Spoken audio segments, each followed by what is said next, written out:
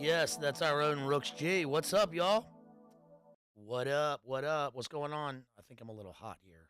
Hold on a second. Oop, might be a little hot. That mic might be a little bit hot. Hold on a second. Let's see. What's up, y'all? I feel like long time no see. Let's turn it down a little bit. Is that better? Is that a little better? I feel like that's a little better. Tell me how it is. Yo, long time no see. Tonight we are covering alternative music, lyrics, grunge. We're talking about all sorts of things tonight, and this is a sponsored stream. This one, thanks, Crystal. Um, this one is a sponsored stream. Thanks to our own Daniel right there. Shouts out to Dan. Thank you for sponsoring this. And Dan's idea was to cover Alice in Chains and talk about Alice in Chains, and I kind of went with that and went pretty pretty deep. Mic is a bit low. My mic is a bit low. I thought it was a bit hot. Thought it was a bit high. So hopefully I got a good level right here. I can't really do much. So let me know in the chat. Am I good? Give me a thumbs up if I'm good, if I'm loud enough. All right, so yeah, could be better. Could be hotter. Could be hotter, says Mixky. What's up? Yo, what's up, Mixky? Tech Noir Graphics. Good to see everybody in the chat tonight. Love it. It's been like I feel like it's been a long time, but it hadn't really been that long. So yeah, so tonight, thanks to Dan, we're talking about grunge and indie music, DIY, mainly American stuff. And I dove into this book that I've had for, let's see, 20 something years. My friend Paul gave me this for Christmas one year. It's called Our Band Could Be Your Life by Michael Azerrad. And it's about this book covers Black Flag, Minutemen, Mission of Burma, Minor Threat, Husker Du, Replacements, Sonic Youth, Dinosaur Jr., Fugazi, Mudhoney, Beat Happy, a whole bunch of stuff, And what's crazy is that Dan had the idea to do this, and then I was thinking about rereading that book, and then Steve Albini passes away, R.I.P. So for the folks at home who don't know who Steve Albini is, Steve Albini was the producer engineer for many alternative music, very seminal albums. He did Breeders' Pod. He did Surfer Rosa. Who's that? Pixies. He did, and probably most famously, he did In Utero by Nirvana's final album. And you can tell he was in that band Big Black and a couple other ones, but you can tell a Steve Albini album because it has like a noisy, like it's got a big echoing, heavy sound to it. It was very heavy. His sound is very heavy for his albums, especially In Utero. I mean, so I was around at the time, of course, when In Utero came out, and what's crazy about that album is that it's a follow up to Nevermind, and it's like sonically it's so different, but it was a good direction for Nirvana to take. But it's a very different album than Nevermind. And Jeff is not a fan of Nirvana, you guys. And listen, shouts out to Jethro out there because he's our music aficionado. If you didn't know that, by the way, Jethro doesn't like to share this, but he is an excellent guitar player. He's an axe man. You know who else is a great axe man? Mixkey. Our friend Mikhail, Technor Graphics right there, is a bona fide axe man from back in the day. Did you know that? Yeah, my favorite Nirvana album, Mojo says, I prefer Bleach. Bleach is so. I'm going to talk about Nirvana as we sort of go into this, and the mystique of Nirvana as a band like hovers over all of this stuff. I mean, it's hard to like stress. You know when people say it changed everything, the thing changed everything. Well, whatever the thing is, you talk about Big Nine and all that, and then you talk about Nirvana changing music and culture, but it really did. I mean, it. I was there, man. I was there. I saw it. I heard it. So, from my perspective, what's craziest about this is that when I was young, I was 10 years. Let's see, I just turned 11 when Nevermind came out. And I remember exactly where I was the first time I saw the video for Come As You Are, and then I remember exactly where I was when someone had the first copy of Nevermind. I remember where I was when I first heard "Smells Like Teen Spirit." I mean, all those things were a specific time and place. And so, first of all, it's crazy that Nevermind and Blood Sugar Sex Magic came out the same day. Isn't that crazy? It's like what, September 24th, 1991. Somebody fact check me on that. I think that's right. The MTV Unplugged album is pretty good, says band. Yeah. Um, that was crazy because I listened to it live on the radio, and they'd never done that before, like, on the local FM radio. Here it was XL 102, the best of classic and new rock. And it was cool. That was a cool station in the early 90s. And they played the Unplugged album live while it was on MTV at the same time. It was like a huge event. And I was in the car. I was in the car with my parents. And so, yeah, I was like the perfect age for this stuff to come out. I mean, because one thing that I realized as I got older is that this music, grunge, spoke to me in a big way, and that I always thought when I was younger that I was that I was Gen X, right? Because these guys are just like me, but they weren't because they're old. They're much older, not much older, but almost a different generation.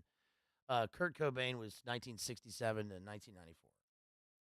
I remember that because I had a poster on my wall, and I was born in 1980. But it really was made for like it was aimed really at like my age, like 11-year-olds, which is a crazy thing to think.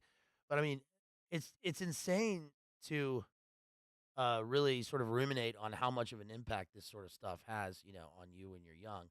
And I mean, Nirvana, like, just they really did. They just like they affected me in a huge, huge way. Like I was the target for this sort of music. And Nirvana wasn't my favorite band. My favorite band back then was Red Hot Chili Peppers. I was obsessed with Red Hot Chili Peppers.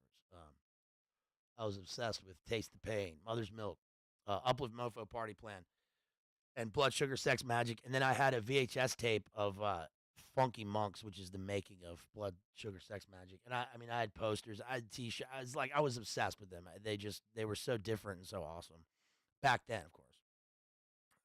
And I've remarked before on how Anthony Kiedis' autobiography, Scar Tissue, is like surprisingly. It's so good. It's one of the best books I've ever read. And we're a literature channel. We cover books. So that might be surprising to many people. I didn't expect it to be that. BLA's Gen X card revoked for being born too late. Well, none of it really matters. I mean, but they say that, Gen X is like to 1980 or to 1981. It doesn't, these things are made up anyway. It doesn't matter. But I think that does matter to me in the sense that, I'm a geriatric millennial. I'm like Sophia on Golden Girls. Sort of too late for Gen X and too early for millennials, because older Gen X dudes especially are different in a number of ways, and it's instantly identifiable to me. But it's just a different attitude. It's a different way of doing things and a different sort of mentality that is a little bit old. It's older. It's older than me, and of course that was so different than boomers. But the '60s did have a lot to do with the sound of the '90s, and oftentimes, when we look at culture, there's a sense of cultural nostalgia that's pushed about every 20 years from the 20 years before comes back into style, 20 or 30 years. So remember, like, for instance, in the '80s. Remember in the '80s, if you were alive in the '80s, if you watch movies now of the '80s that were made in the '80s, there's this whole '50s thing. The '50s aesthetic weirdly came back in the '80s. Not just with like, I think of like, I don't know, like this. Remember that band, the Stray Cats? Sort of '50s rockabilly bands in the '80s. I mean, but even like Michael Jackson wearing penny loafers and spats and all that. He had a '50s style, right? That was big in the '80s. And yes, exactly, Crystal. I was born. I was born 1980, the greatest year of all time. I came out of the womb thinking about Ronald Reagan.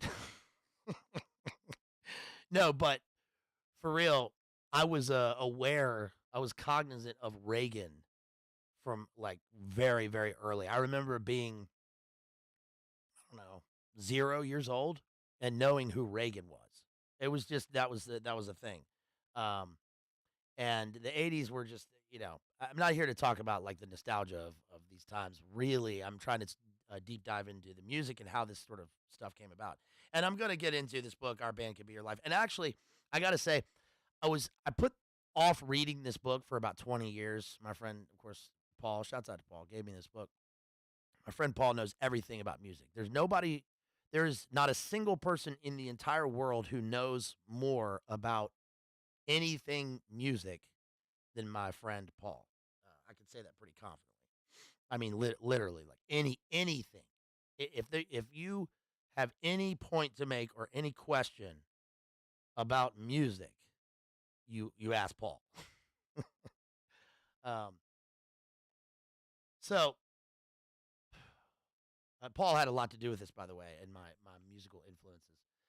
My friend Paul gave me my first copy of Rage Against the Machine on cassette tape, and he had made it for me, and he wrote the titles in red ink. Actually, he always writes in red ink, so you can sign the book to me in red ink. It's in red ink.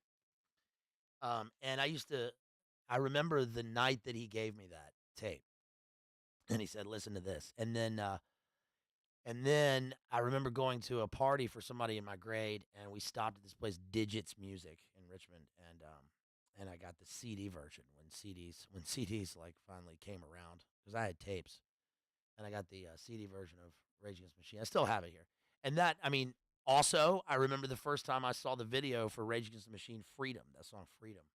That's when I learned about Leonard Peltier as a young revolutionary at my friend Graham's house.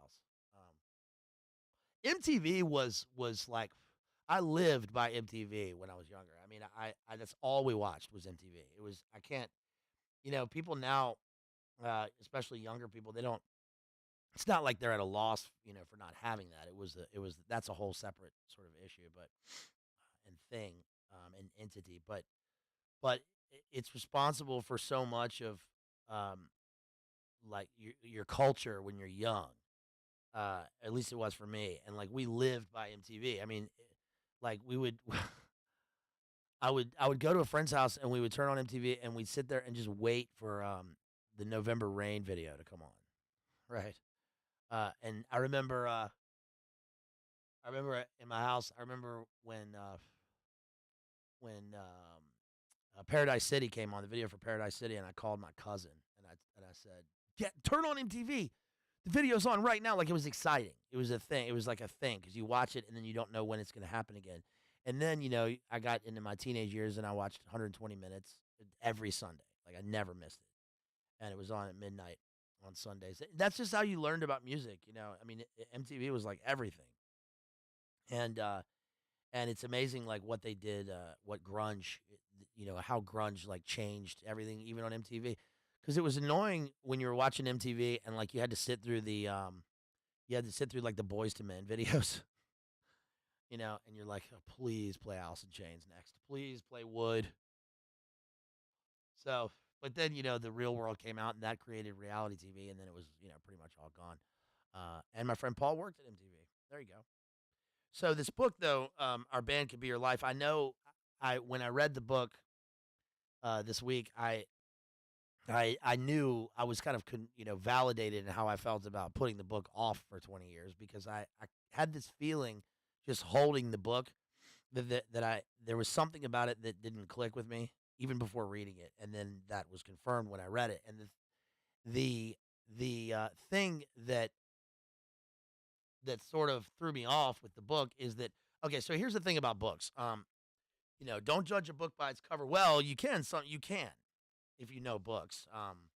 And the thing that threw me off about this was that when I opened it up, I don't like the texture of the paper. That sounds pretty spurgy, but it bothered me. It's too, it's not glossy. It's not too papery. It's just, it doesn't look and feel right. It's like it was, I mean, it's a professional book, but it looks like for some reason it was thrown together like in the alternative tentacles office or something. And also, this is going to sound weird, but there are too many words per page. Now, I'm not. Now, look, if you are just walking in here, yeah, or a literature channel, so I can say that. It's like in Amadeus, right? Too many notes. Too many notes. And that's true. And the thing that really bothered me about this book, I'm not doing a book review. I'm just telling you what the thing that, and I don't often really do this, but the thing that bothered me about this book was that I didn't get much substance. I didn't get much deep dive analysis into the meaning of these bands. Right. That's what I wanted. That's what I didn't just want a play by play of how they became bands and how they toured in vans because I already know that. I mean, you can just listen to the music and you can already get the sense that that's what happened. Right. Stand by your van. All that stuff. And I don't really care about that now. I mean, it would probably be cool if I was a teenager reading this, like for the same reason that the stream I just did with Maddie, we were talking about. I've got this book, Johnny Rotten autobiography up there called Rotten that I read when I was a teenager, and that book has a lot of that in it. I wanted to know all about the Sex Pistols. I've got books down here that I bought at music stores that are just picture books of Pearl Jam and Nirvana and Sex Pistols and stuff, and that's a different thing. That's a whole different thing. And now I want analysis. I want to deep dive into the meaning of these bands and how this came about. So here's the thing, with culture creation, which we have to, kind of discuss a little bit. The 60s, and Dave McGowan is the master of this, right? The 60s has a completely different sense of the creation of a lot of these bands for popular consumption. And Frank Zappa of all people, I don't really dig Frank Zappa that much. I know a lot of people do, but I don't really I've never really dug him that much. But one thing that he said that I liked was that he said that in the old days the record company was full of like old, stuffy like businessmen who knew nothing about music. But the good thing about that was that they put up money and they provided the studio, and they said, all right, and then all these bands and all this music came out of it. I know that's one angle, but contrast that with what he kind of surmised was like the younger, hipper crowd becoming record executives, and then they uh, they curate music to an extreme sense where now they are deciding what you're to listen to and what's cool. And that sort of, in a way, that didn't happen in the 60s, even though it's directed from top down. So there's still a sense of that, if that makes sense. I mean, because you have levels and these things filter down, and obviously, Tavistock and Beatles and Andrew Loog Oldham and Stones, and there's, and Mamas and the Papas, and Jim Morrison's dad is the admiral at the Gulf of Tonga. Did you know Jim Morrison's dad was the governor admiral at the Gulf of Tonga? No, but he was the Gulf of Tonkin and all that stuff. Well, that is certainly different from, in many ways, from the 90s and how 90s music came about and how it became popular. And one way that happened was that, as this book sort of does actually explain and shows you, is that the reaction to it's like, this is all I know about physics, right? This is my extent of physics knowledge. For every action, there's an equal and opposite reaction. Well, it's the same with culture. So we often see, for instance, in literary eras, right, a total reaction to the previous era, which is organic based on, people rebelling against the system or the state or what their parents were into. That's just natural. That has always happened. That's why the British Romantic era is so different from the neoclassical. It takes a lot from the neoclassical era, and it takes a lot from the Enlightenment, and they were obsessed with the French Revolution and all that. But they also went in a completely different way. Instead of having ordered columns and everything looking Greco-Roman, they went into nature and saw the cathedral of nature, and it was much more chaotic, right? Look at the poem Kubla Khan. That's what it's about. Well, with the '90s, of course, the '90s actually provide a great example of this. One of the clearest and most pristine examples of counterculture and towards of a sort of equal and opposite reaction, which is that obviously the '80s looks big. Everything's big. Everything's money and big, and we're booming, and it's Reagan era. We got the huge MIC, and we're at the very end of the Cold War, right? And Nam is over, well done and over, and then we have Grenada, which lasts like a day, and we have Beirut in 1985, and it's a series of military incursions, and then of course we have Central America and South America and the death squads and sort of gladio operations down there. But those are all covert ops that come out later, and then Iran Contra.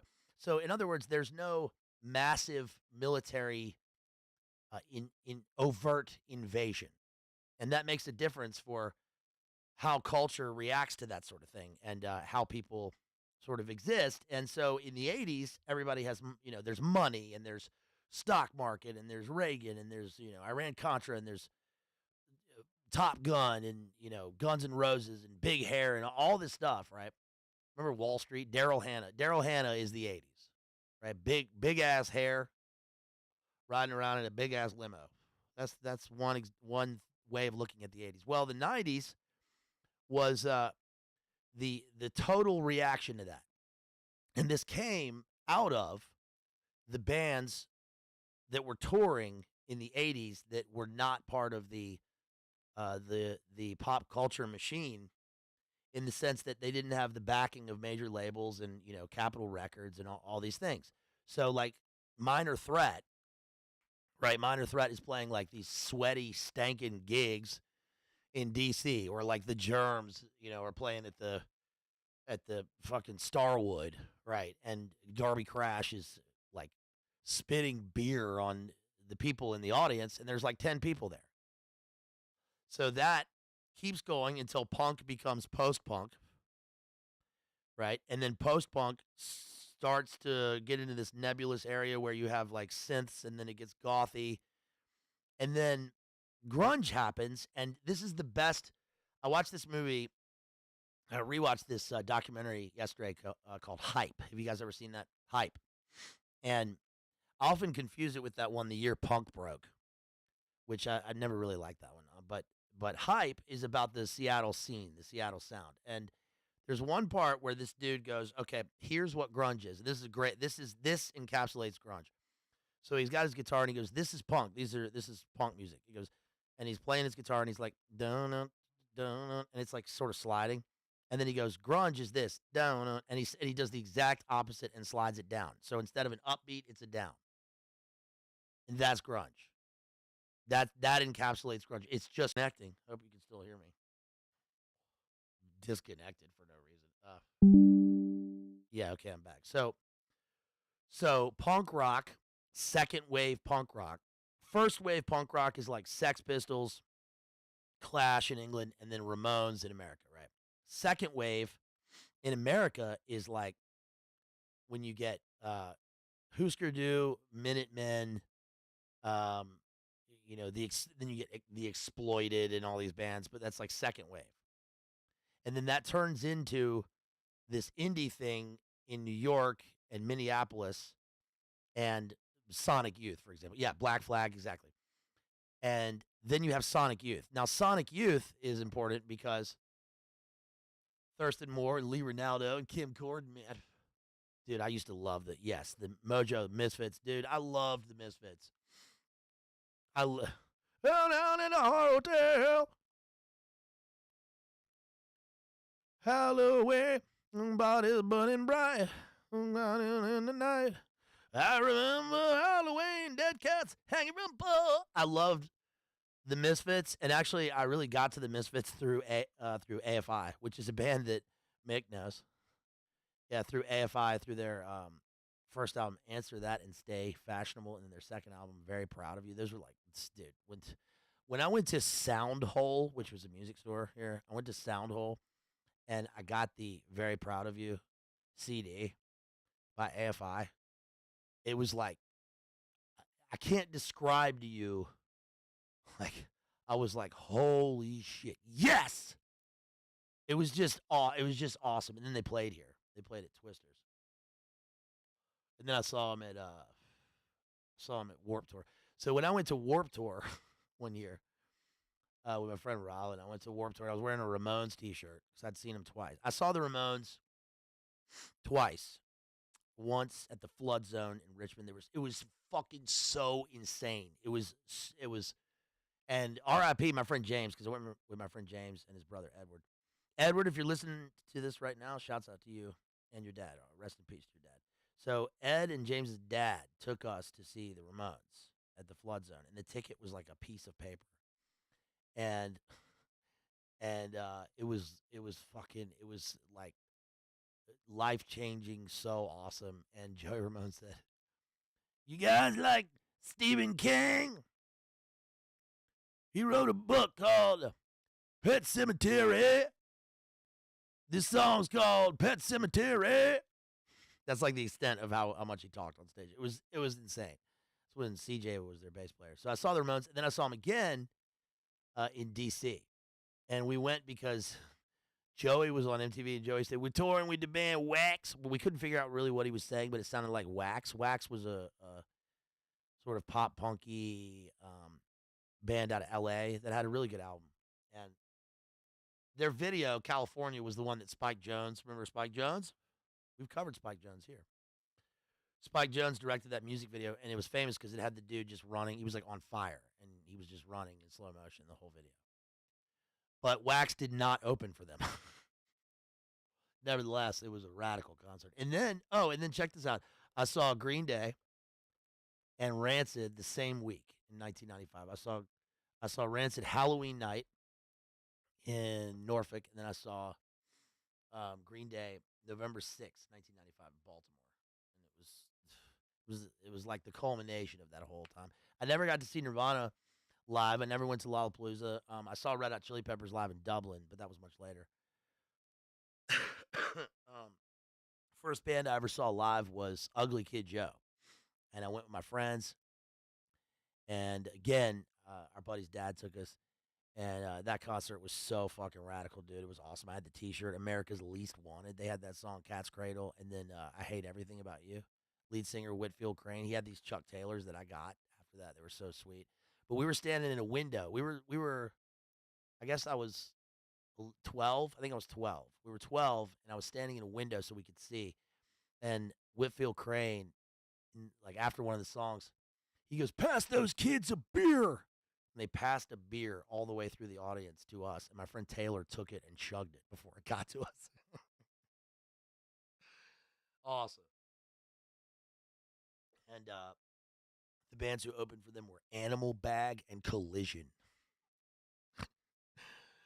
Anyway, so, all right, back to this. So Sonic Youth, I know I'm rambling here, but you kind of have to do that with this. There's so many bands and there's so much music. So I hope you enjoy my personal memories of this. I know. They're just stories. But I was there, man. So Sonic Youth was a kind of crossover for all this stuff. Daydream Nation, Evil, Ciccone Youth, and all that. And they sort of were a bridge from punk into what became the 90s alternative scene because they were like a DIY sort of art band. Sonic Youth is like, oh yeah, like Death Valley. Remember that song Death Valley 69? Have you guys heard that? That's one of my favorite ones of theirs because I went to this art exhibit when I lived in New York called Renegade East Village Art, and it was all like Basquiat and all this stuff. But there was a room where they were just playing the video for Sonic Youth, Death Valley 69. And I liked them. I liked Sonic Youth. Sonic Youth is interesting because you have to sort of sift through so much noise and just kind of bullshit before you get to any songs. And but there's songs that were sort of poppy, like Goo and Dirty are obviously those are the albums. Yeah, Maddie and I were just talking about those. But Sonic Youth, Sonic Youth is responsible for Nirvana. Did you know that? So Sonic Youth are the band that were on. They were on DGC Records, and they brought Nirvana to the label. They were like, "You need to listen to these guys and sign them."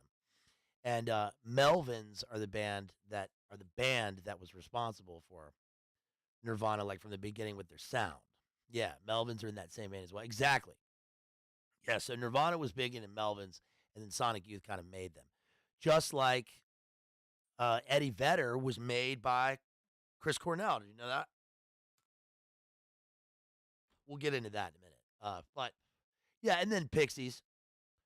Pixies sort of made Nirvana, but it was really Sonic. It was Sonic Youth who brought them, and in a sort of really tangible way, and got them their major label contract because they were on Sub Pop and all that. And then the story of Sub Pop is like a whole other thing because I think Sub Pop. I don't really know that much about the story of Sub Pop, but what I do know is that they were crazy because they're an indie label in Seattle, and then they did this interesting thing where uh, they branded their label so that it was a kind of umbrella. So everybody was drawn to the bands on their roster rather than just individual bands who happen to have a label. It was like if you were on that label, it was the thing.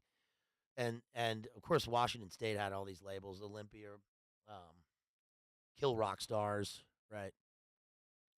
And then Fugazi had Discord. They made Discord records, and then SST. Later on in the '90s, right? It was Epitaph, Lookout Records, and all these like indie labels. But the thing about Sub Pop that was crazy was that I think they screwed up somewhere. They didn't. They relied too much on you know um, handshake contracts, so that when the bands blew up, they got major label contracts, and then they didn't. It wasn't lucrative for them in one sense. That might be kind of glossing over it too much, but like for instance, when Nirvana hit the big time with Nevermind, obviously their back catalog, like with Bleach, blew up. I mean, I bought it. I bought Bleach, but they didn't profit from the crossover into the major labels. I think as they could have, or something like that. I don't know. In a way, it doesn't really matter. Who cares? Who kind of cares about that? But what I do think is cool is that one of the things responsible for like the organic nature of all this music is that um, everybody knows that if you are an artist, right? If you are a writer, a musician, a painter, then the place for you to live, not purposefully, it just happens this way, but the place for you to live is the place where nothing happens, right? You kind of got to live in a one horse town or in a state that sucks, right? Uh, like so, for example, like in Seattle, in Washington, all these guys, like there was nothing happening in Seattle. They all say this. There was nothing happening in Seattle. No, nothing ever came out of there. And all the bands that came, that toured, never went all the way up to Seattle. They went to San Francisco. Maybe they went to Portland or whatever, but they never made it to Seattle. So they didn't have that. Um, I know that when Kurt wanted, like maybe it was a Melvins album. I think he wanted a Melvins album. He asked his mom for it. She couldn't get it. There was nowhere to get it. So he did what artists do, which is he made his own Melvins album. He started creating his own music. So when you have no thing there and there's nothing to do, you make it yourself. I know that, for instance, that's what Aphex Twin did in Cornwall, right? There was no music, nothing ever went there, so he made it himself. Here in Virginia, bands always tour. When bands tour, they go to Charlotte, and then they go to DC, and they skip. They skip over Richmond. I mean, like in the '70s and '80s, right? You would get like, I mean, Elvis always came to the Coliseum here, our shitty Coliseum, brutalist Coliseum. Bruce Springsteen was always here. Like Bob Dylan came through, and those are big names or whatever. But like punk bands played in the basement of this place called the Mosque, and then we had small clubs. But like bands like when Smashing Pumpkins and Nirvana and Pearl Jam were on tour, and then Red Hot Chili Peppers replaced, I think, Pearl Jam. Imagine that tour, dude. That's a crazy tour, right? Smashing Pumpkins is replaced by no, Pearl Jam is replaced by Red Hot Chili Peppers, and the other bands on the thing are on the roster are Nirvana. I mean, that's crazy. But they wouldn't come to fucking. They didn't come to Richmond, right? They went to D.C. or they went to Charlotte. So I guess that's why bands from here that started doing stuff like Guar. Guar is from here. They're an art band from VCU. Avail was a famous punk band. They were on Lookout Records. What else? Dave Matthews. I mean, that's different. Dave Matthews is from Charlottesville, and he played at my homecoming. But yeah, I mean, so my point is that there's nothing to do, so they create their own thing. And these guys, like, the thing about the Seattle sound is that now that I'm older, when you're older and you go and just like look up some of these bands and listen to their music. So like compare Alice in Chains Dirt and Nirvana Nevermind and Pearl Jam 10 to Mudhoney and Tad and a Random Screaming Trees album. And it's like, okay, you can see the difference. So what happens is, like, you have this scene where there's all this stuff and there's just like a proliferation of creating, and it's like there's a scene and there's a bunch of shitty bands, and that's fun. But the difference is that when you go back and listen to it, you can see that most of this music it's just terrible. It's really bad. Like it's fucking really, it's a lot of it. In that movie Hype, a lot of it is really, really bad. Okay, like Mother Love Bone was not good. Okay. But Mother Love Bone had the guys from Pearl Jam and Soundgarden, and Andrew Wood died. He OD'd at age 24. And then when he died, it made them create Temple of the Dog as a tribute album. And then Temple of the Dog debuted Eddie Vedder. And then they had that concert, and Soundgarden was playing, and then Chris Cornell like brought out Eddie Vedder like on his shoulders.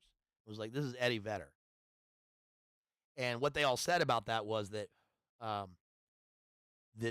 that was like the closure or whatever for Andrew Wood dying. It's like, no, now we got a guy, and he's going to take this thing. And then they made Pearl Jam, and then they became huge. Right? So there's always like a thing, and then it gives way to something else that's actually good. So I'm not a Pearl Jam fan. I'm not. And actually I'm like, I really, Pearl Jam pisses me off in a lot of ways, because I loved Pearl Jam so much. I was 11 years old, and and 10. I mean, who doesn't like? Does anybody in chat? You guys, is there anybody that doesn't recognize that Pearl Jam's 10 is fucking?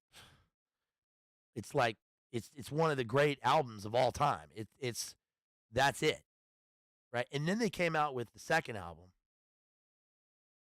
and that was cool. And they had Animal and stuff. They played at the MTV Awards, and that was cool. And their sound kind of changed. And then they went into Vitalogy, and then I was like, what the fuck? Excuse my language, folks. The affiliates will not be happy.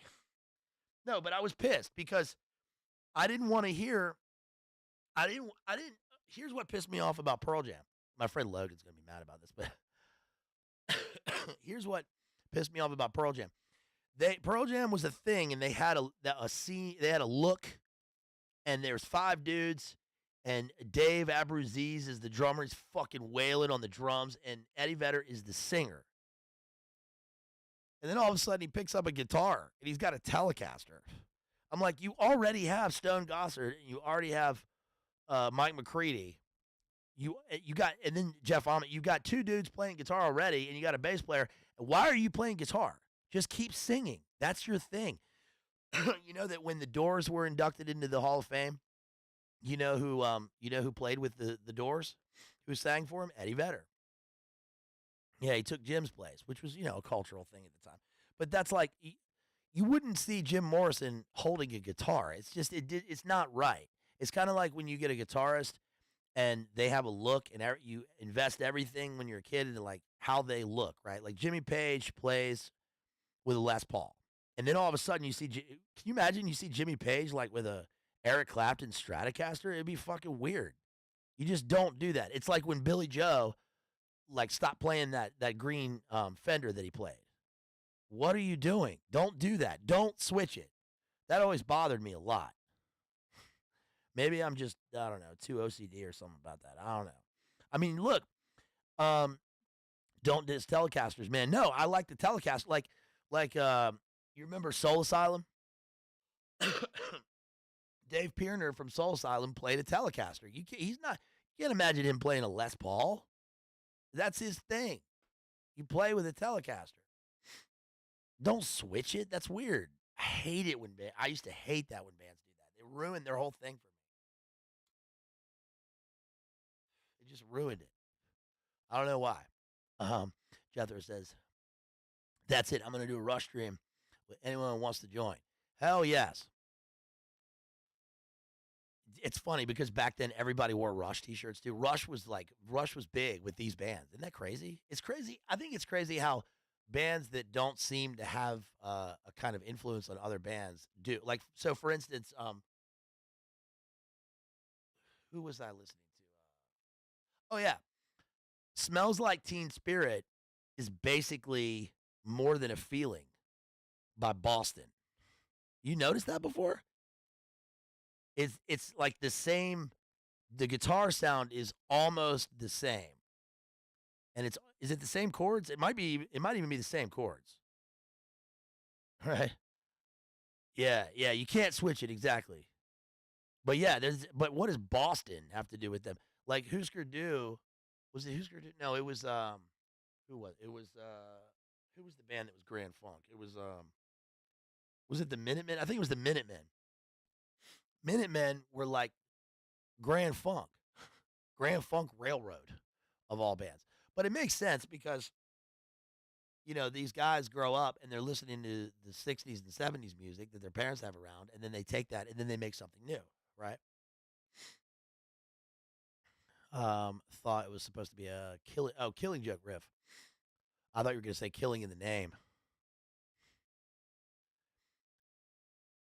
What does Zach De La Roca say? This is for the teachers who taught me to fight me. Compromise, conformity, assimilation, submission, hypocrisy, brutality, the elite, all of which, what does he say, is the American dream.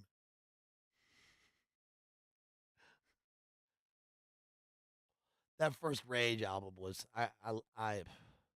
dude, I love that first Rage Against the Machine album. It's like so much. I really did like. There was a band when I was a kid, before I had a band. There was a kid. There was a band who played at all the like school dances and stuff, and they were called Leisure Domain, and they seemed like rock stars. Like they played so many songs, they could play anything, and they sounded just like the bands. They'd play Heartbreaker by Led Zeppelin, right? Into Living, Loving, Made, and then they'd play like Rage, and then they'd play Nirvana. I mean, they were just that was cool, but they were only 2 years older than me. But they were so cool. Did you guys have that? I mean, I feel I feel like that's necessary. It's necessary for you as a young, especially for the young fellas, right? I mean, it's funny for me to think about music and how much I put into music, how much of my life is spent, in a sort of musical universe, knowing everything about bands and like just being obsessed with that, whatever the band is, and how then you realize that like I guess other people aren't like that. They don't do that. Everybody sort of has their thing, but it's weird to me because it just seems like that's the soundtrack to my whole life. All these bands, and I can't imagine that people like aren't. It's weird to think that people aren't as obsessed with me about music. I guess I don't know. Especially if you grew up in this time. Okay, so here's another thing. There are a lot of comparisons between, of all people, the Beatles and Nirvana. Now that makes sense, especially when we consider culture creation and Tavistock, right? So we all know Beatles and Tavistock, and Brian Epstein, and Jimi Hendrix's manager was MI5 and all that stuff, right? And take all that away, and you get the Beatles are the reason that they're so huge is because regardless of intelligence ops and culture creation and all that stuff, that doesn't work if the music isn't great, right? If the bands don't have a thing, then there's no reason for that even to exist. You can't, in other words, you can't get a guy from Langley coming into the Sub Pop, uh, record offices and saying, okay, this is going to be the next thing. It doesn't work like that.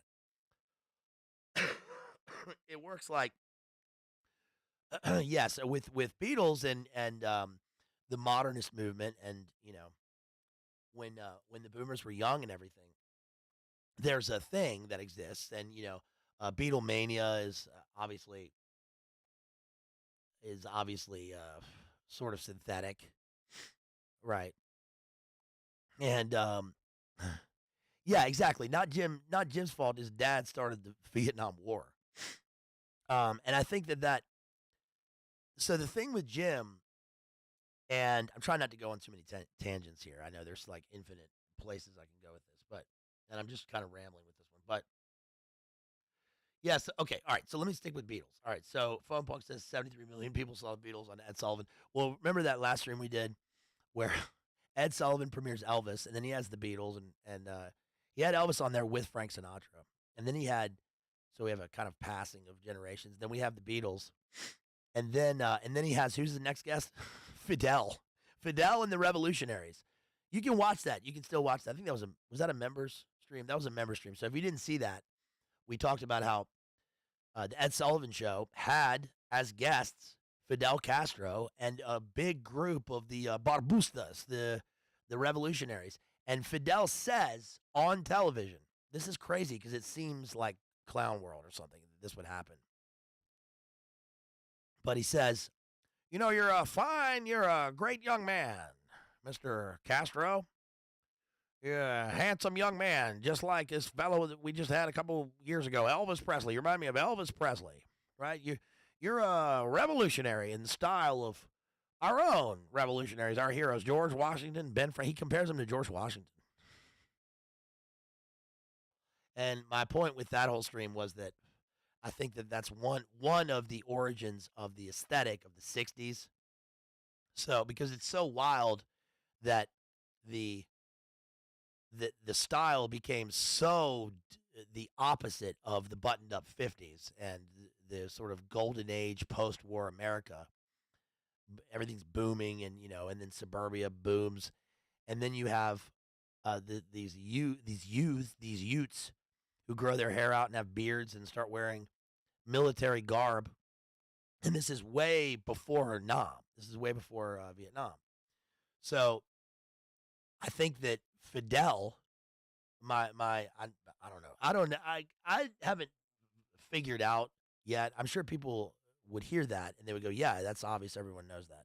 But I didn't know that. And I think that maybe that's a unique take. I don't know. But I think that Fidel and his visits to New York City with the other revolutionaries and how they became co-opted by the literati and the establishment people in the Upper East Side in New York, and the media exploding. They made the American media, the New Yorker Atlantic crowd, like made the Cuban Revolution. They were very much in favor of it when it happened. And in fact, in this book that I covered in that, the CIA sent Fidel $50,000, which is weird because they also obviously loved Batista. I mean, he was a kind of puppet for the United States and especially for the mob. But my point is that the Cubans go to New York and they go to these Leonard Bernstein, George Plimpton parties on the Upper East Side, and everybody loves them. And Tom Wolfe covers that in Radical Chic and Mau Mauing the Flatcatchers, his book. And the book is a satire, but it's true though. I mean, satire is true. So the book actually covers the Black Panthers. So Black Panthers were doing fundraising parties, with the Upper East Side New Yorkers, the rich and famous jet set and literati and Wall Street crowd, and that sort of comes later. But I guess the two sources for the look of the '60s were Fidel and the Revolutionaries and the Beat Generation, because the Beats became Beatnik, and then and so forth. And we talked about how Jack Kerouac hated the hippies and all this stuff. He didn't like what they took and ran with. But because he didn't like their sense of how they did nonconformity and rebellion. Jack Kerouac loved his mom. He loved his, he loved his elders, and that alone was one thing that really bothered him about the hippies. So the '60s then has a huge effect on the '90s because obviously, look at how these guys look. Right, that's a look at Eddie, right? Look at Stone Gossard right here. Look at Chris Cornell. That's a '60s look, But it's taken into the '90s, and the book actually, Michael Azerrad book, covers that quite a lot. How the people in the '80s making alternative music, what became known as alternative music or DIY or whatever you called it at the time, was obviously anti-establishment, even on the face of it, and they took the kind of mentality that the boomers had with the hippie music, but then they went in a different direction. So they weren't immediately co-opted by major labels, and in fact, a lot of these guys never were. They were against that from the beginning. Now, the other thing though is that, of course, they were leftists. Like Fugazi played, Minor Threat, and then later Fugazi played, fundraising gigs for the Abrasion Institution thing. What was it? Mike Watt and the guys in Minutemen and so forth were firmly. Was it D. Boone? I think D. Boone was like a firm socialist. They played gigs, condemning the operations in Central America, especially El Salvador and Nicaragua. They hated that. So, of course, they were, lefties and stuff, which is odd because there was also a contingent of punk that was very right-wing, obviously. Look at Sid Vicious. Look at Sid Vicious's aesthetic. But somewhere along the line, especially when you got California bands like Black Flag, Black Flag was a kind of macho. Henry Rollins was known back then as a macho, kind of macho. They had a macho energy. There was a lot of violence at their gigs. Especially the Germs gigs were crazy. You can watch. Have you guys seen that movie, The Decline of Western Civilization? It's a great Penelope Spheris. It's all about the late '70s, early '80s punk scene in LA. It's pretty crazy. There's so much violence. Like Darby Crash is standing on stage singing Manimal, just like cutting his chest with a glass bottle. Shouts out to Circle G. Where does Talking Heads fit into the '80s scene and influencing '90s? Hey, good question. Thank you for that super chat, Circle G. Where does Talking Heads fit in? Well, that's a good question. And actually, Talking Heads fits in sort of the same way that Sonic Youth would later fit in. Yeah, New Wave. So New Wave was a kind of synthesis of the tail end of first wave punk rock mixed with art house. So, like Talking Heads is to Spalding Gray as let's see, Ramones are to Jack Kerouac, I guess. I don't know. Right. Richard Hell. So Richard Hell was he was a poet. Patti Smith. Talking Heads are kind of Patti Smith territory. And Patti Smith first of all, by the way, Patti Smith is annoying. I've never understood why Patti Smith had the influence she did. I like that she is a Rimbaud fanatic. I've got a signed work from her. I knew her sister. Patti Smith's younger sister. I met her randomly, and I knew her for a little while. She got me a signed thing. She did an art exhibit. But Patti Smith was like, oh, we're gonna take Jim Morrison and make him punk. Yeah, she's terrible. It's like awful. Like Laurie Anderson is way better than Patti Smith. Laurie Anderson, you know who Laurie Anderson is? Laurie Anderson is that lady that married she married to Lou Reed. Lou Reed. And Laurie Anderson, I studied her in this avant-garde theater class that I did when I was in uni because she did those shows where she had like an electronic violin. It's very Revenge of the Nerds. But it's also like, okay, this is New York. I can see this. Like people think this is super cool. Everybody's going to Max's Kansas City, and then they're getting their China White or whatever, and then going to the Laurie Anderson gig, right? Then they're going to the Chelsea Hotel. Yeah, she looks like Lou Reed too. Mhm. Yeah, um, so to answer your question, I mean, Talking Heads are an art band, right? They're art school. Rolling Stones were art school as well. There are a lot of bands that come from art school, but Talking Heads were very art school.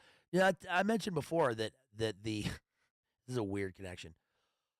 The bass player for the Talking Heads, Tina Weymouth, is the sister of my school chaplain, my prep school chaplain and lacrosse coach, Rich Weymouth. That's his sister. Isn't that crazy? Of all things, that dude was insane. He'd be like, "All right, you guys, are we gonna?" He looked like Ned Flanders. He'd be like, "You guys want to scrimmage today?" And I remember him covering me on the field, and he had a solid wood lacrosse stick, and he'd be like, "All right, body check," and he'd smash my ribs. I'm like, "Dude, you're 49. You can't." He's like, "You gotta, come on, you gotta set a pick." Man, this preacher beating the shit out of me on a lacrosse field.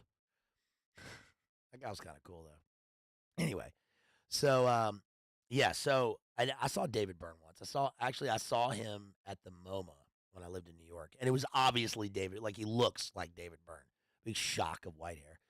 But I like Talking Heads. I like Stop Making Sense. That's a cool movie. But yeah, I mean, Talking Heads are kind of the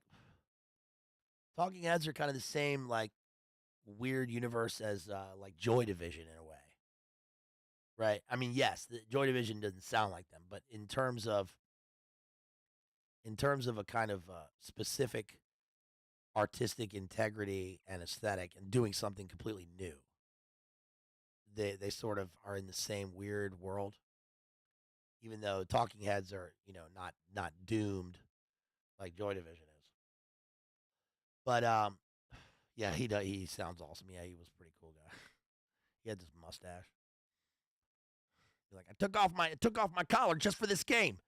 He wore these like fucking Umbros. He'd be like, "All right, shirts versus skins." He'd be like, "You can't even get a body check in there. Get your titanium stick. You're supposed to body check me right in the sternum. You're supposed to break my sternum. Come on." Guy was intense. Yeah. Anyway, um, show me your tummy. Show me your tummy. You think you're a tough guy? Show me your tummy. If you think you're a tough guy, how are you even gonna?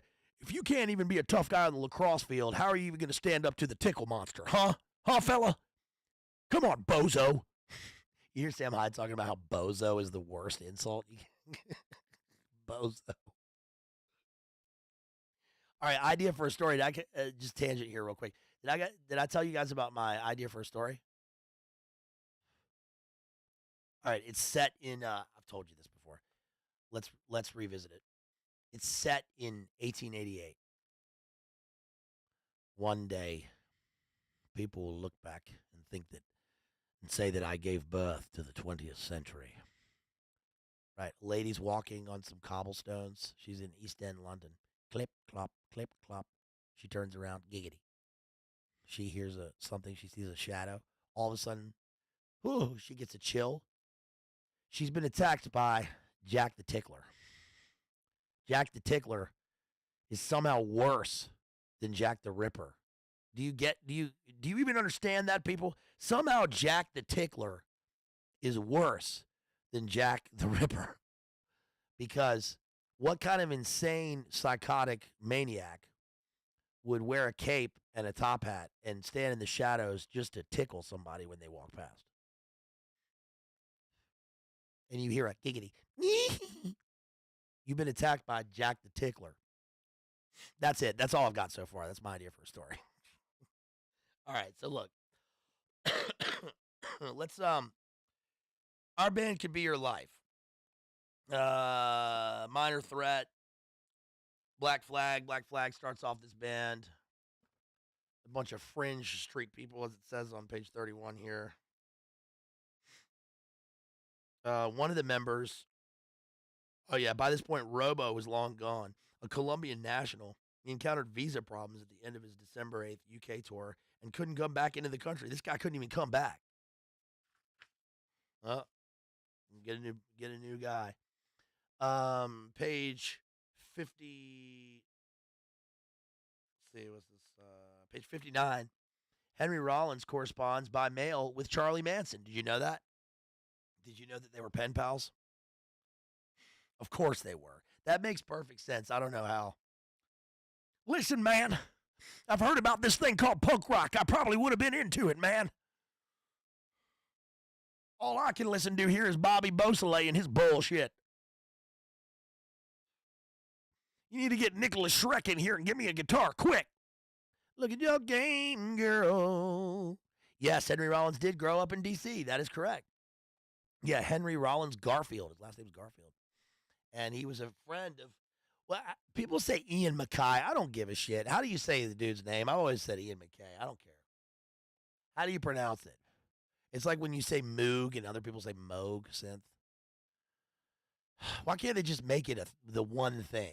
Just make it the one thing so everybody says it right.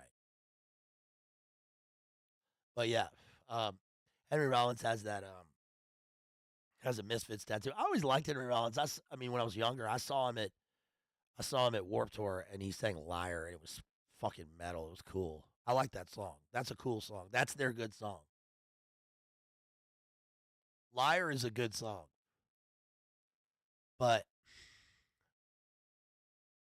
yeah. So Henry Rollins joined the band. He replaced the original singer, of course. Did you know that? Black Flag had a singer before Henry Rollins, and excuse me, he was Henry Rollins' thing. This is one of the ways. Excuse me, hold on.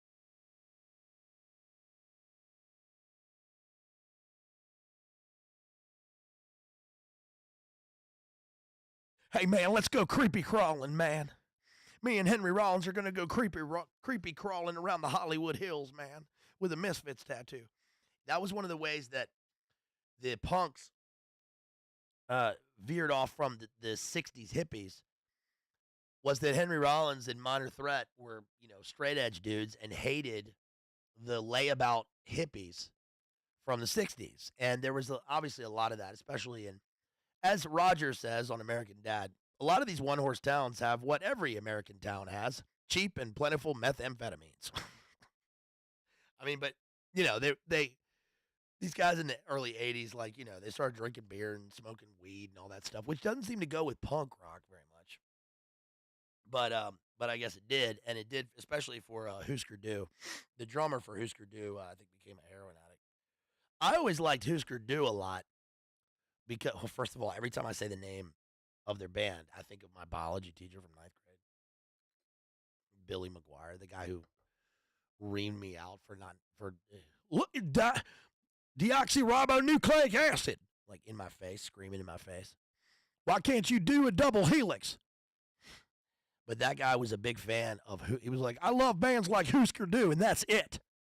He looked like when he was younger, he would go to a Husker Du concert and just bash his head into somebody in a slam dance. And then he grew up and wore a bow tie and was a kayaking coach, teaching DNA and RNA. Anyway, so Husker Du I always liked because Green Day, who I liked in the 90s, was often compared to Husker Du. And they, again, like Sonic Youth, they got so much shit. I hate their Hare Krishna song, all that shit. But I did yes, Grievance, yep. Husker Du getting signed to Warner Brothers was a big deal, and Bob Mould was big. Bob Mould, He had that album Sugar that came out in the '90s. It was pretty big, but I always liked their song "Something I Learned Today." That's really like the only Husker Du song that I like. But it's a good enough song where it like overrides all of their other shit. Yes, Zen Arcade is a phenomenal album. People talk about Candy Apple Gray, but I like that song "Something I Learned Today." That like I wish I could just sit here and just play the fucking. Excuse my language. I wish I could just sit here and play the music, right? But ironically, for all the people who are DIY and hate the establishment, you can't play the songs because they'll get dinged, right? Of course. So anyway, something I learned today is so heavy. It sounds like metal being grated on laser beams. It's like a brash, tinny sound, and the drums like aren't quite recorded right. Like they didn't know how to record the drums right, and the bass is like kind of watery. It's like bum, bum, bum, bum, bum, bum, bum, bum, bum, right. And but that song is like, I mean, Bob Mould is just like he's screaming. But the thing about the great bands, here's my analysis that I was talking about earlier. The thing about the great bands, the thing that separates them from all the other things is that they're when they scream, for instance, they scream for there's a purpose in the song.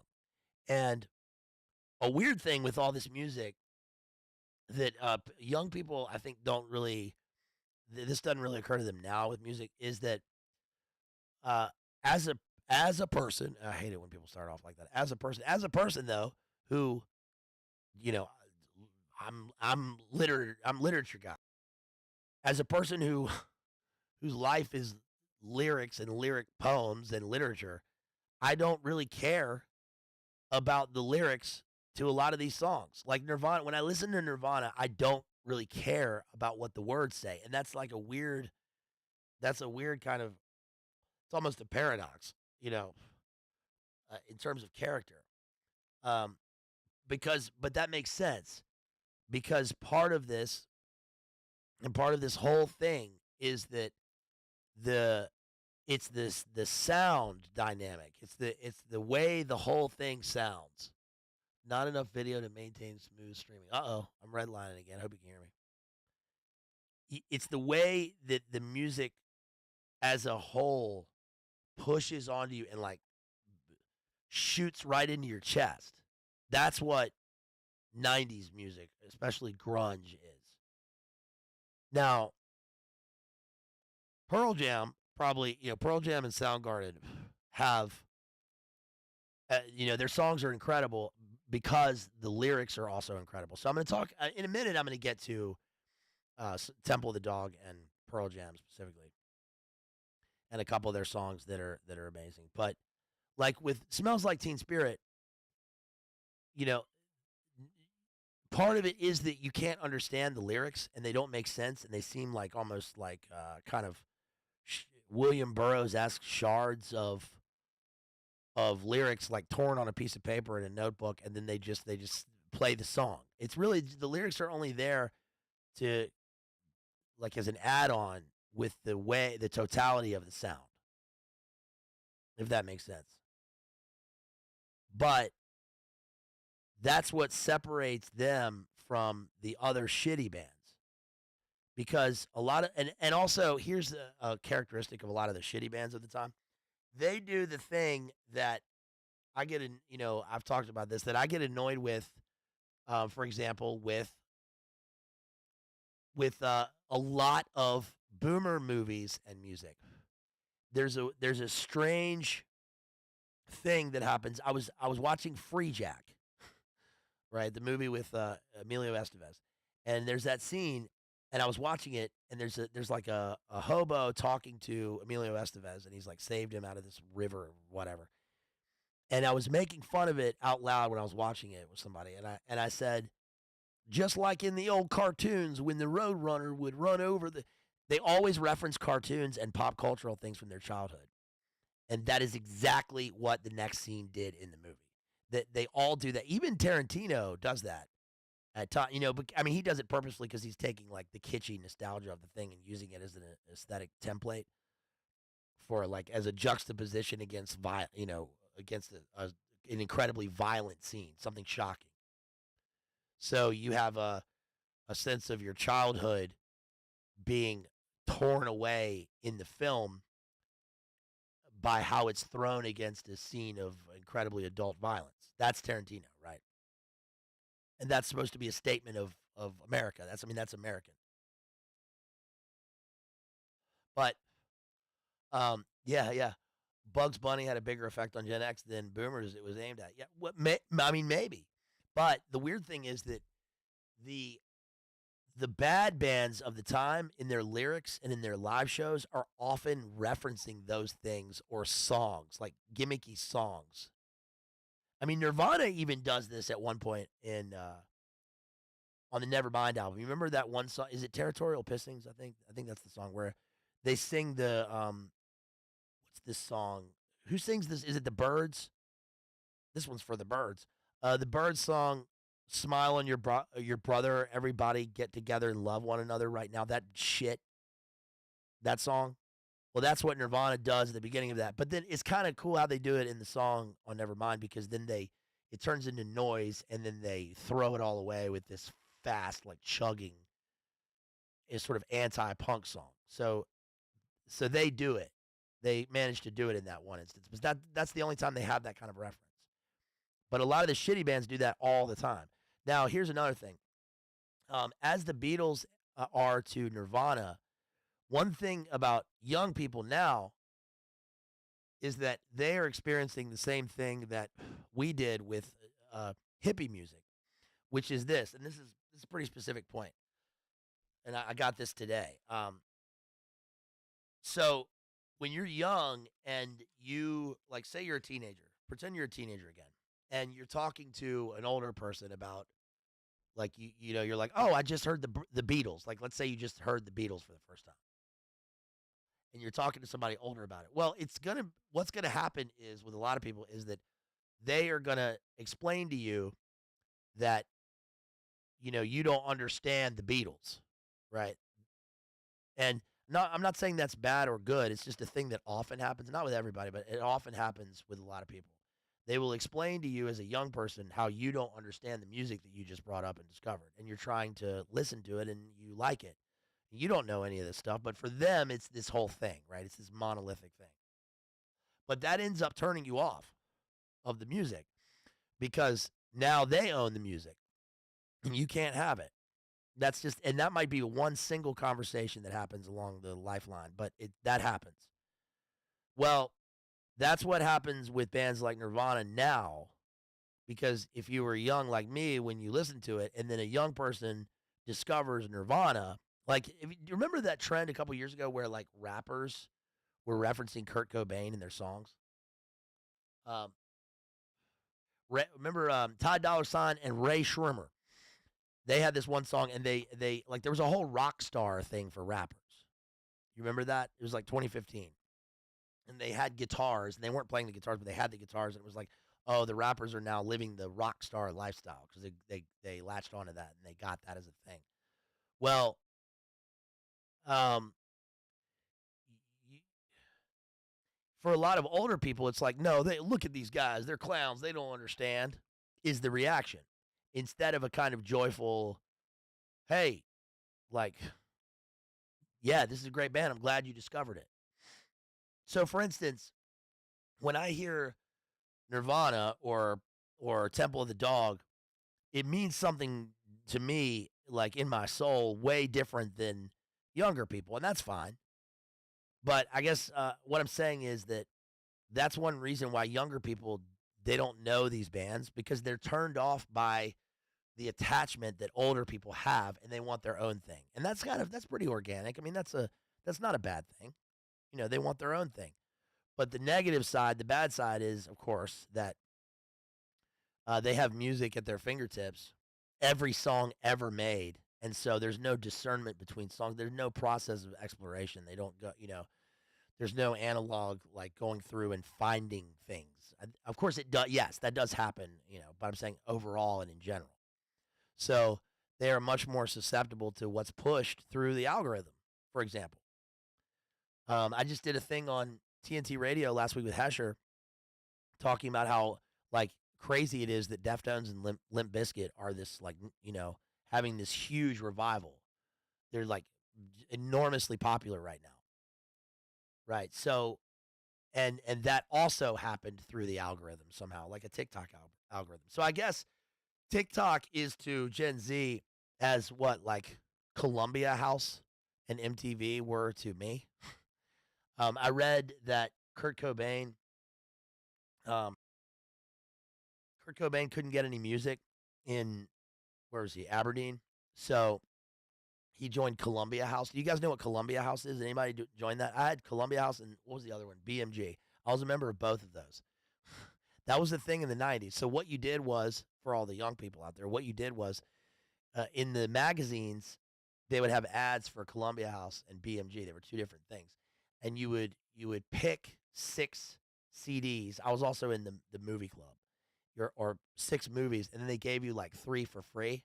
And then you put it in the mail and you sent it off, and then like 3 months later, you would get a package and you would have all these CDs. But then how they got you was once you joined, they had a recommended release, and if you didn't respond in time, they would send it to you, and you had to pay for it. So you didn't get your money back. And the only one that I managed to not mail in time was Dinosaur Jr. The Dinosaur Jr. album. They sent that to me without me before I could put it away. And I really didn't like Dinosaur Jr. that much, but I did like that song, Feel the Pain of Everyone. I like that song. That one's pretty good. But the album kind of sucks. Kind of like Urge Overkill. You guys remember Urge Overkill? Or the Lemonheads? Evan Dando? Urge Overkill was pretty cool because they were, Girl, You'll Be a Woman Soon, right? It was on the Pulp Fiction soundtrack. Blackie Onassis. But I didn't really, I wasn't really into that. I think that's how I got the Alice in Chains album. That's how I got Dirt. Okay, so let's talk about Alice in Chains for Dan here since he sponsored this. So Alice in Chains is crazy because they are part of the Seattle sound, and this one, by the way, these two brothers founded this music, recording studio. These two, I think they're Pakistani American. This guy Raj and Rob, and those two brothers recorded. You should see the roster of like the albums that they recorded. I mean, it's amazing. They did Pearl Jam 10. They did all this stuff, and when Dirt came out, it was crazy because they were Alice in Chains was made popular really through besides touring and all that stuff, but to people like me, as a young fellow watching MTV, through Wood, song Wood, and Wood was on the Singles soundtrack, and Singles, which is not really a very good. I mean, I never cared about like what the movie's about. I only cared that it has Eddie Vedder in the movie, and there's a scene with Alice in Chains playing. And it was, it's like a rom-com. It's a romantic story with Gen Xers set in Seattle. It's like whatever. It's got Matt Dillon and Bridget Fonda and a bunch of people. But it had the song Wood. Holy shit, dude! Alice in Chains, fucking, just so fucking. Alice in Chains, just tight, dude. Rooster, holy shit! The first time I heard Rooster, man, I wanted to be Carlos Hathcock. I wanted to be a Phoenix program Marine Scout sniper. I could feel that. Right here they come to snuff the rooster. Oh yeah. Ain't found a way to kill me yet. Damn, what a good song. Jerry Cantrell wrote that, I think, about his dad. It was a Marine Scout sniper, yeah. Or he was an Army sniper. But Dirt was so cool because I'm only telling these stories because this is like a common, even though the details might be different from other people's experience back then. Really, the meaning of the story is kind of a common shared experience at the time, right? And that I think really gets to the meaning of this stuff more than, like, for instance, this book does. So when Dirt came out, my friend Taylor, my best friend Taylor, shouts out to Taylor. Taylor's mom got him the Dirt CD, and we went to lacrosse camp for a week. And Taylor brought his. We were roommates. And Taylor brought his boombox, and Taylor put on the Dirt album and just let it play all the way through on repeat, full blast. And I remember sitting in that dorm room when I guess I was 12. Sitting in that dorm room, I was 12. I had a Rage Against the Machine T-shirt. We were listening to Alice in Chains, and the coach or whatever came in and busted through the door and was like, "You fellas got to turn this off. I can't stand it anymore. You played the same fucking album 200 times." And Taylor was like, Taylor goes, "Okay, we'll turn it off." And then as soon as the guy left, he turned it right back on. But Down in a Hole, Angry Chair, Wood, Rain When I Die. So Alice in Chains is so different because, I mean, they're really more in the Nirvana vein, which is that Lane Staley obviously had some personal demons. And although he RIP, unfortunately OD'd and all that stuff, and that was that became the thing for the 90's and the Seattle sound, because opiates especially were so prevalent in Seattle in the 90's. So, yes, there's that. But Lane Staley and his vocal range, it's like that again, that's what separates them from the other bands, right? That's what separates them from, like, Mudhoney, for example, right? With Mark Arm. Mark Arm and his band are up there screaming and stuff, but I don't remember anything. I don't remember the songs. Lane Staley is on stage, and first of all, he had those dreads, which was cool, and then he's wearing those shades, and he's got a leather jacket, and then he has short hair, and everybody else has long hair, and he's got short hair, and he's so fucking skeletal, and his voice is otherworldly. So Chris Cornell and Lane Staley and their vocal range is so so otherworldly. You can hear his pain in the songs. I mean, yeah, Stone Temple Pilots. Well, Stone Temple Pilots is crazy because they were from San Diego, and everybody assumed they were from Seattle. But I really like Scott Weiland a lot. And the three Stone Temple Pilots albums are so unique and so different, and especially the third one, which is like they went in a completely different direction. They almost went glam. They went sort of T-Rex, and Stone Temple Pilots is so good, dude. I mean,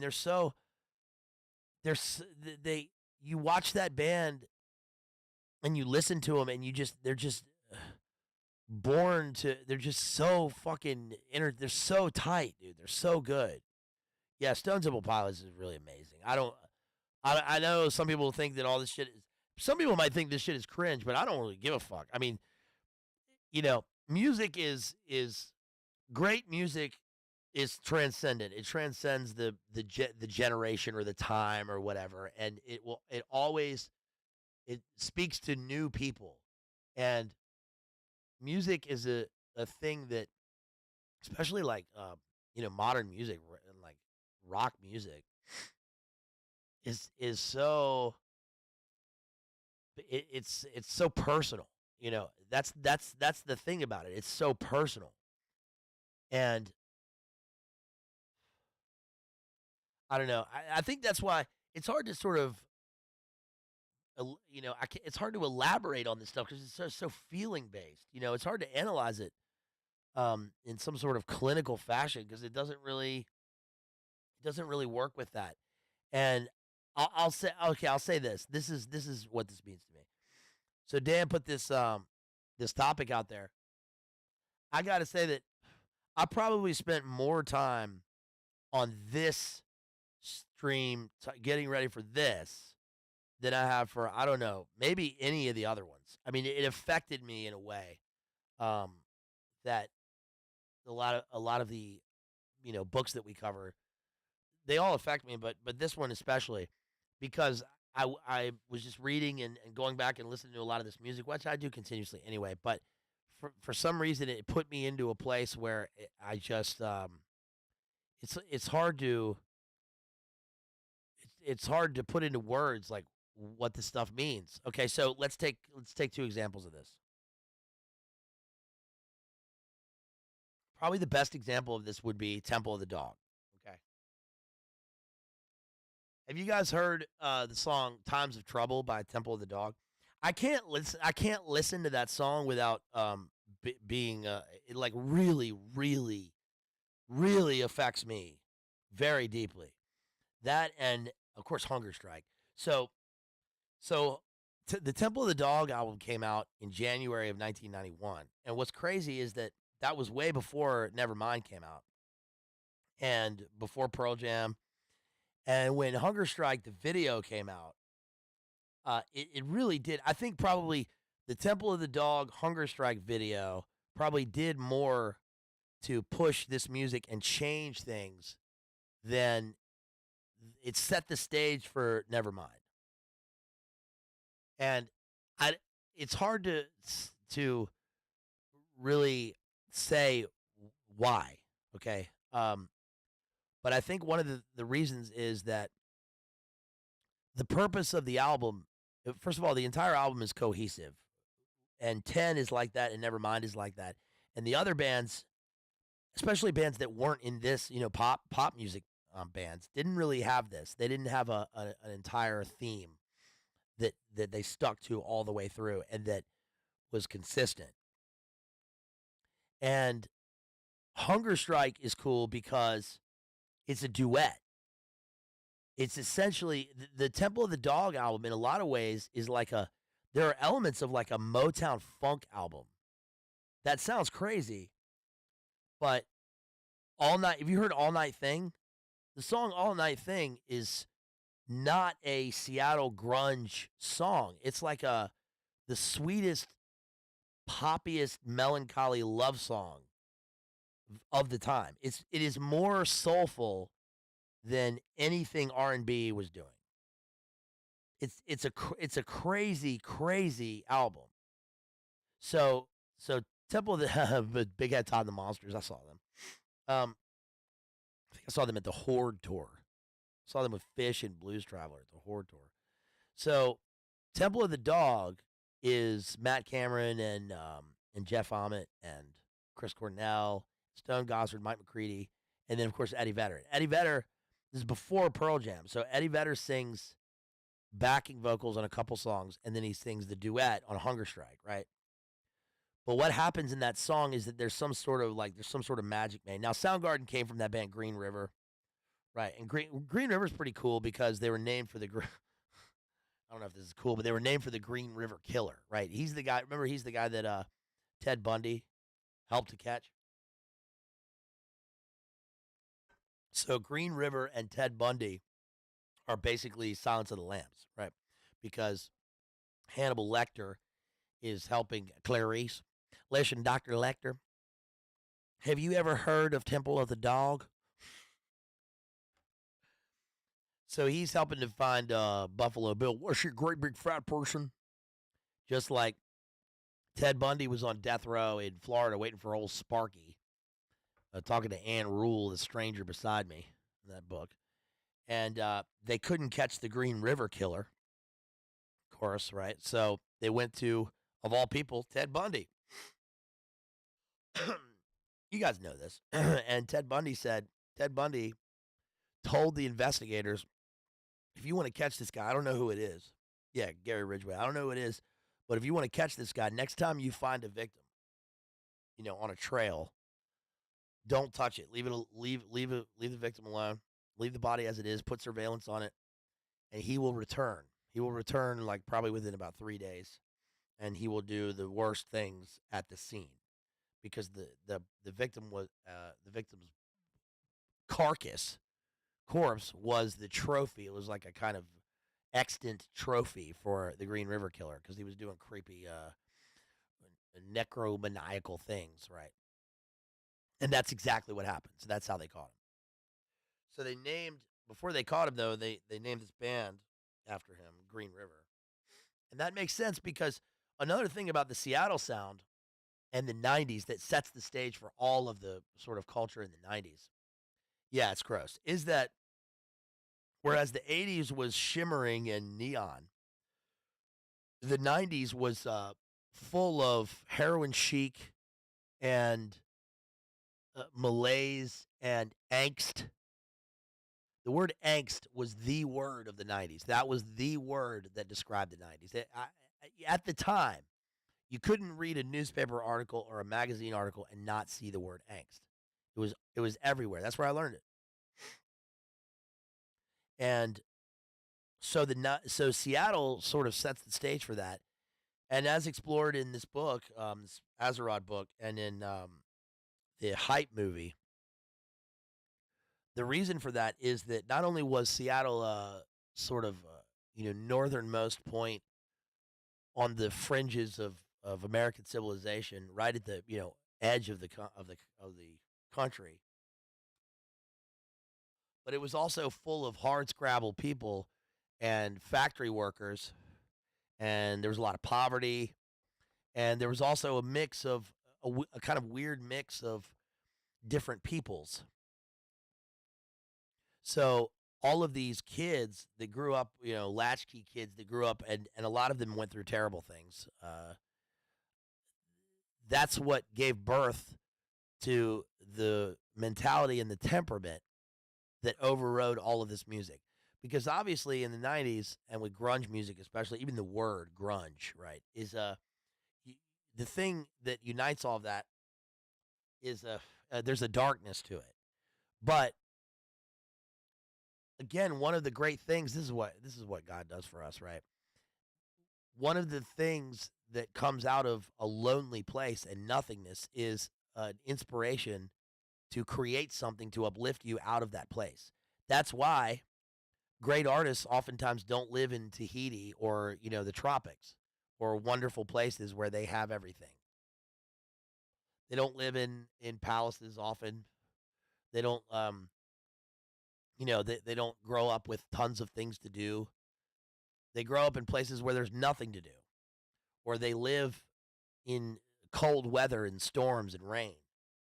That's what inspires people to create things. And isn't that awesome, though?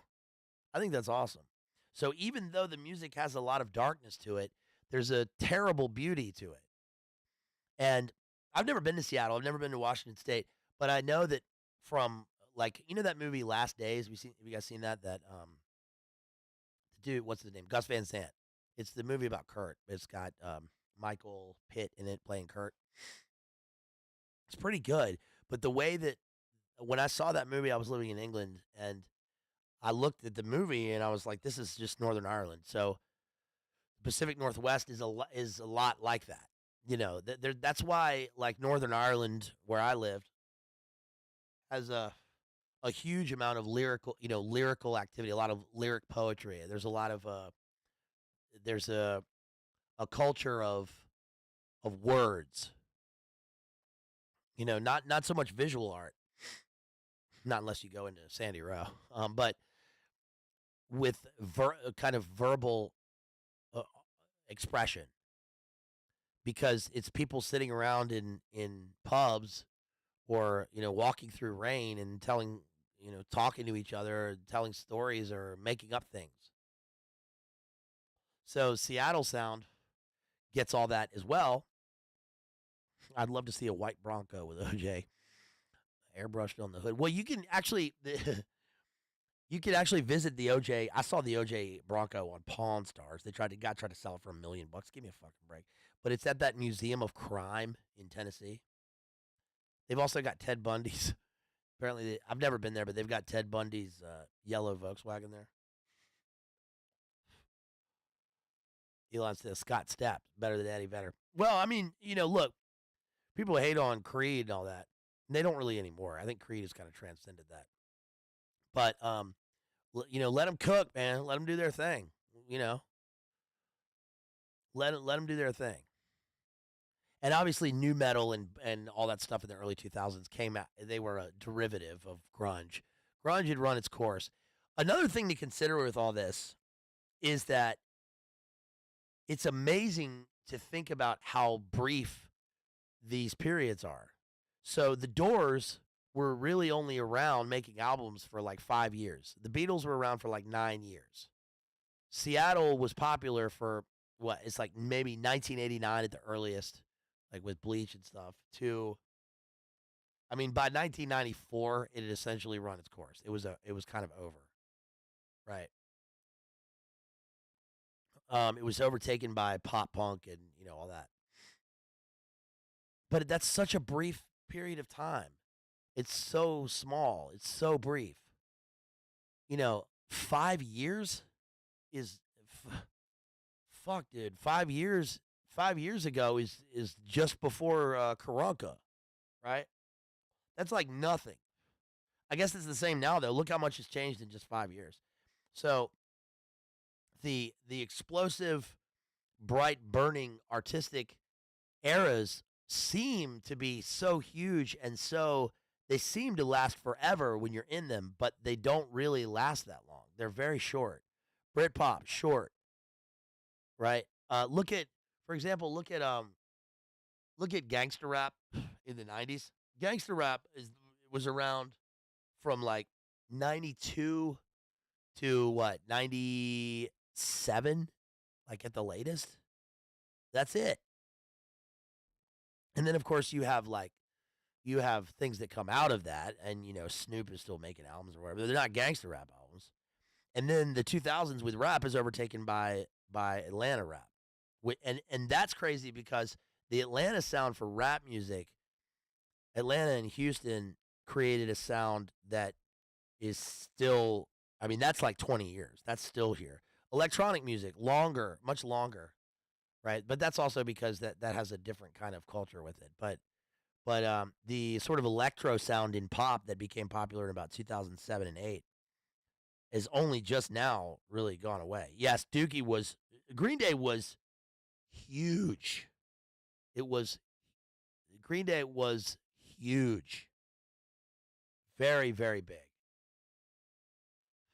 And the cool thing about, I get annoyed when I see a Green Day now because it's like Billy Joe's wearing a wig, and they're playing in subways and they're like, they got another album and they're going to rebel against the neocon MIC. And it's like, dude, it's 20 years later, and you're on a major label and you are millionaires and all this stuff. And it's just that's not cool anymore.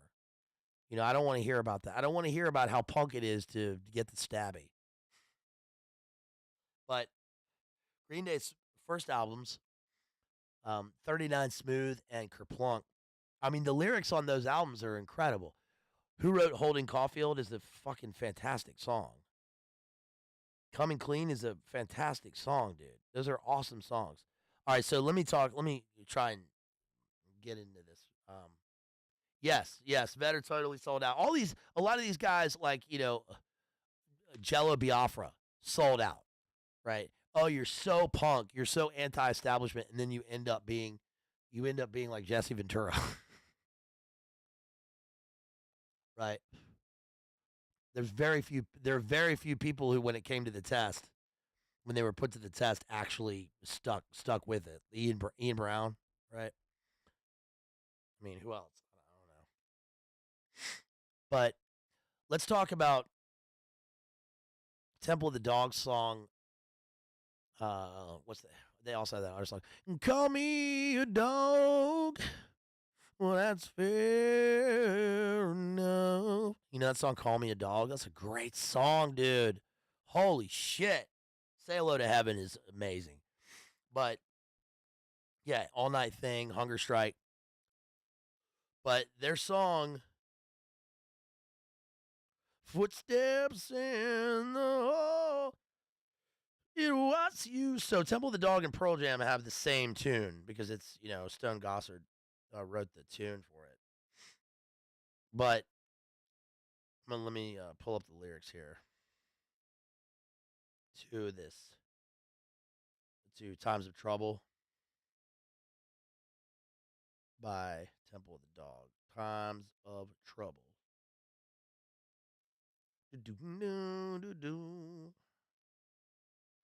All right, so this song is about Andy Wood, and the lyrics in the song are fucking, yeah, Fat Mike, more like fat.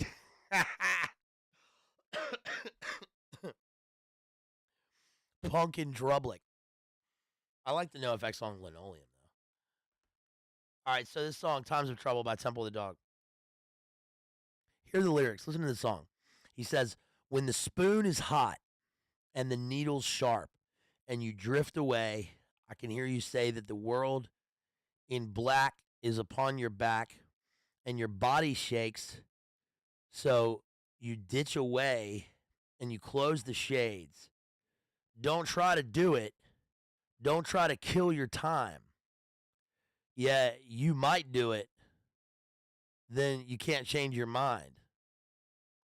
You got to hold on to your time till you break through these times of trouble. When you try to talk and the words get hard and they put you down, don't you stay, don't ditch away. I saw you swinging your mother's sword.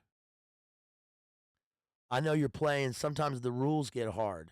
But if somebody left you out on a ledge, if somebody pushed you over the edge, you got to hold on to your time and break through these times of trouble." Holy shit, dude. It's a fucking great song, man. Oh, it's about Andy Wood, obviously, and his passing away. But it's the reason I like this song is what's interesting about it. Hold on a second.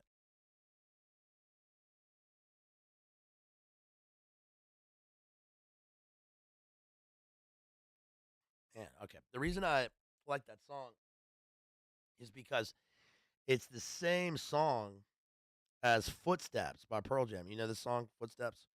So I had this friend who made me a mixtape of Pearl Jam unreleased demos in 1992, and it had all the Pearl Jam demos on it, including this song Footsteps, which is it's obvious to me what the song is about, or maybe I learned this a long time ago, but when you look up any analysis of the song, they don't touch on this at all. But consider what, the rumors.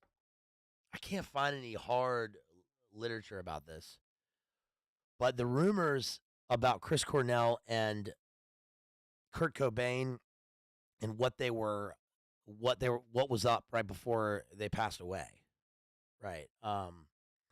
So Chris Cornell had this charity, right, that deals with the matter, I think, in this song, and I think it was Stone Gossard who wrote the song, but one of them clearly was had a very difficult time.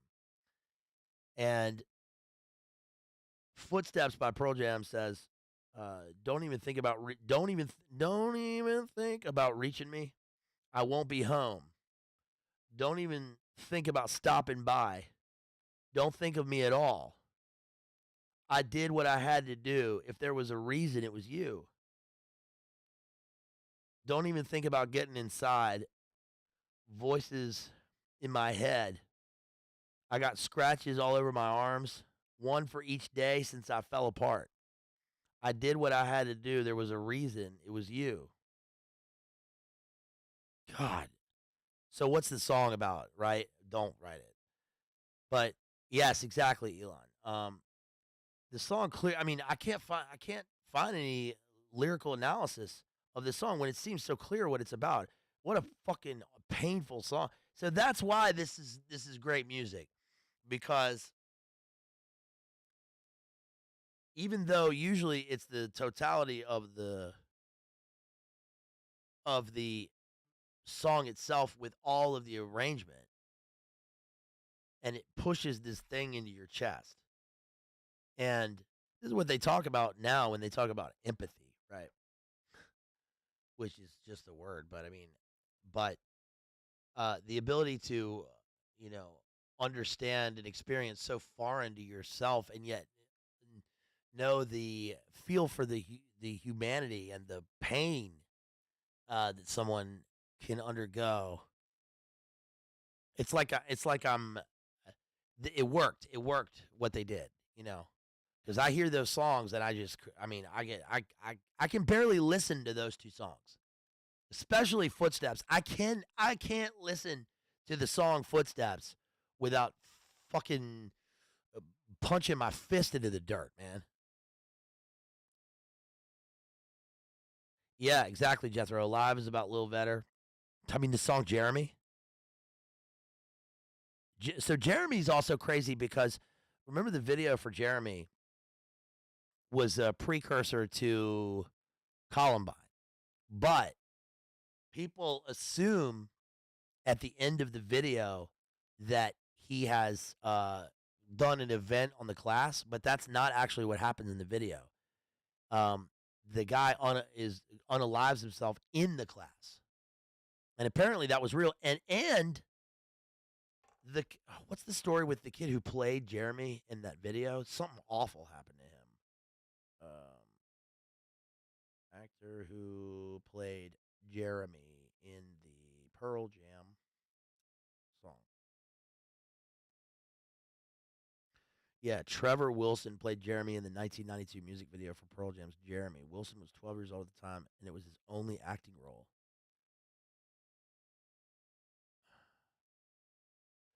Yeah, fuck, dude. God, that sucks. Jeremy was played by 12-year-old Trevor Wilson in his only acting role. Wilson would drown in 2016 at age 36 while swimming in Puerto Rico. Fuck! That sucks, dude. That sucks. Mm. So anyway, that's crazy. Did you guys know that? But that the video for Jeremy and then that one scene in the Basketball Diaries, both were obvious, weird predictive events for what happened later with Columbine, and then we're still living with that shit, you know. And the events, the synthetic events. But I just think it's crazy that like Pearl Jam 10 is just like the song Oceans, the song Black. I mean, that's just the cohesive, like high art, man. It's really, really good. The song Once, yeah. So anyway, yeah, Alice in Chains is heartbreaking. I mean, it really is. But you know what? It's heartbreaking in the best way, right? It's heartbreaking in a way that makes me love life. It makes me love life, and this is something that the music. I mean, these songs are they'll live forever for me. Even if they don't live forever for anybody else, they live in my soul, man. I can't. The Temple of the Dog album especially is like so. I just hear the first notes of that album and it just hits me hard. I love that album. It's so good. But also, I also like Nirvana's Bleach. My favorite Nirvana album, by the way, is Incesticide. That album. That's the B sides on the DGC. It's got the song Dive. I love the song Dive because he's saying dive with me, but he's clearly. I mean, it's just so. It's like so angry, and I think what is really amazing about this music is that, um, the audience, the target audience, like me, like I wasn't angry. I wasn't an angry person at all. I had no reason to be angry. I had a perfect, idyllic, wonderful, golden childhood. You know, but that has to be. But in the midst of that, the things that make that so wonderful are also uh, getting in, you know, becoming in touch with something transcendent in terms of art. And music did that for me. It does that for people. That's what it does for people. That's what it does for people. That's what it does for people. Yeah, it's crazy how most of the songs on 10 don't rhyme. If you try and write says who's that? Hoodly daddle. Hoodly daddle. If you try and write a song that doesn't rhyme, it's very noticeable, but not on the album. That's a really good point. That's a pretty astute point. And I think what the reason for that is that Eddie Vedder, at his best when writing lyrics, sometimes the rhyming structure of a song can do what it can override in all the wrong ways the beauty of a song because now you're picking lyrics just for functionality, only to rhyme. And this is the reason that that critic Hugh Kenner, when he was talking about Ezra Pound and William Carlos Williams, were raised in Victorian poetry.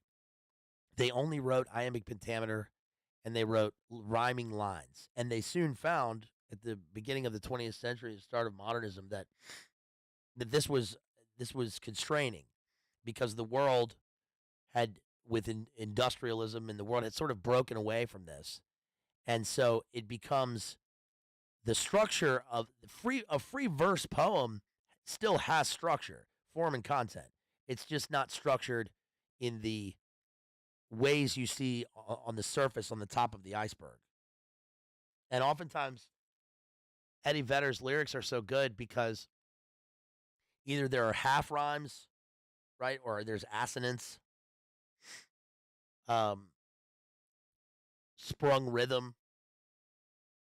and those the substance and the power of the words will override the cheap lyricism of a rhyme, if that makes sense. That's very rare to do that though. That's incredibly hard to do.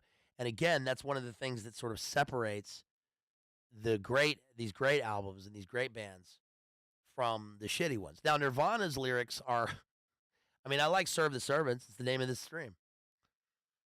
Teenage Angsters playing off well, right? That album is all about, again, produced by Steve Albini. That entire album, In Utero, is about living with the sort of commercial ramifications of what Nirvana had created, and just to I can't get through this without saying this. I mean, Nirvana really did, and the Nevermind album really did. I mean, they really did just completely. It was a sea change. It just shifted everything. And Kurt Cobain's lyrics are subtly complex. They are. But they purposefully drown the lyrics in fuzz and distortion because that's what they're pushing. That's the meaning of the work. That life is distorted, right? And the angst of 90s youth. When again there was nothing happening bad in the world. Generally speaking, we weren't in an overt invasion. You know, the economy was good. Things were going well. Seinfeld was on TV. I don't know. Whatever. But things were going pretty well. So it's strange. I mean, look, I remember being in the 90s and all the older kids, people a couple years older than me, were always complaining about just the 90s fucking sucked. There's nothing. There's nothing. There's nothing, you know. And I never really got that. I never really understood that because I thought it rocked. The 90s was sick, dude. Metal. The 90s was just like, you know, it was pre Big Nine and people had a light in their eyes. Evan T. Kurt's belligerent phone calls to Kurt Loder.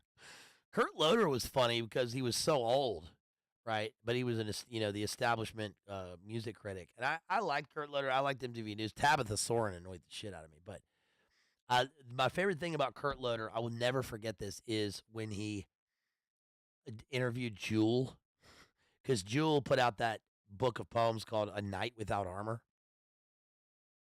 You guys remember that?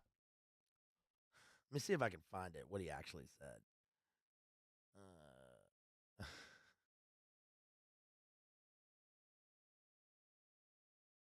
Yeah, Night Without Armor, Jules. Who will save your soul? Is that Jewel?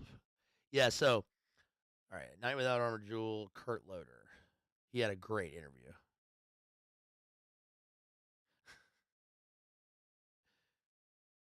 Okay, yeah, here we go. I found it.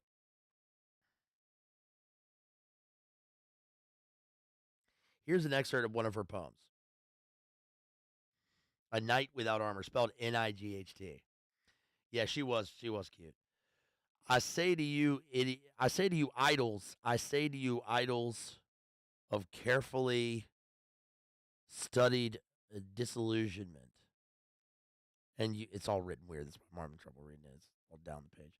And you worshippers who find beauty in only fallen things, that the greatest grace we can aspire to is the strength to see the wounded walk with the forgotten and pull ourselves from the screaming blood of our losses to fight on undaunted all the more. That's Jules' I Say to You Idols from A Night Without Armor. Look, props to you for writing a book of poems. That's great. You know, I mean, that's not even Lords and New Creatures Jim Morrison quality. She. So first of all, the anachronism here is that the screaming blood. Well, blood can't scream, and also the entire poem is abstract. There's hardly anything concrete in the poem. So these are messages. It says, though it's more of an artifact of 1990s pop culture these days, Jules' poetry collection, A Night Without Armor, was a New York Times bestseller when it came out. Oh. With more than 1 million copies sold. While big sales of a book connected to a popular singer aren't out of the ordinary, sales of poetry books rarely hit the levels, and if they do, they're from well-known poets who are currently making or have made a big impact on the culture, or classical bards like Homer and Virgil. Okay. Even Jules said she had a hard time getting a publisher to print it, despite being huge at the time. Did you? You still got it published. Shit, you're complaining about getting your book of poems published. Welcome to my world. Somebody out there who sees this, please, in the future or now, please, if you have any connection to some sort of publishing house of any kind, please contact me and publish my book of poems, please. I promise you it's better than this. If you remember A Night Without Armor, you probably remember a few things. First, its success. Second, its mixed reviews, which range from praise to balanced criticism to insults. And third, that moment with Kurt Loder. All right, here we go. As part of an interview on one of MTV News' programs, I think it was their weekly show, 1515, Loder sits down with Jewel to talk about the collection of poetry and then reads a line that rhymes TV with casualty. The rhyme works, except that casualty is the incorrect word. She meant casualness. She pushes back, obviously thrown off a little, and maybe it's the first time she or anyone caught that, so she doesn't even have an artistic response to it. Like, well, it's both, and here's how. And Loder moves on with the interview. Later on, he asks her about her writing process. Jules says she writes everything by hand, and her dyslexia made it hard for her to type. When it was time, I don't think that's what he meant by your writing process. When it was time to put the manuscript together for A Night Without Armor, she had to rewrite the poems by hand legibly enough for them to be transcribed, which is a lot of work. That's awesome. Loder's response, that explains casualty. Jewel, keeping her composure, says, that probably does, you smartass, for pointing that out. Next topic.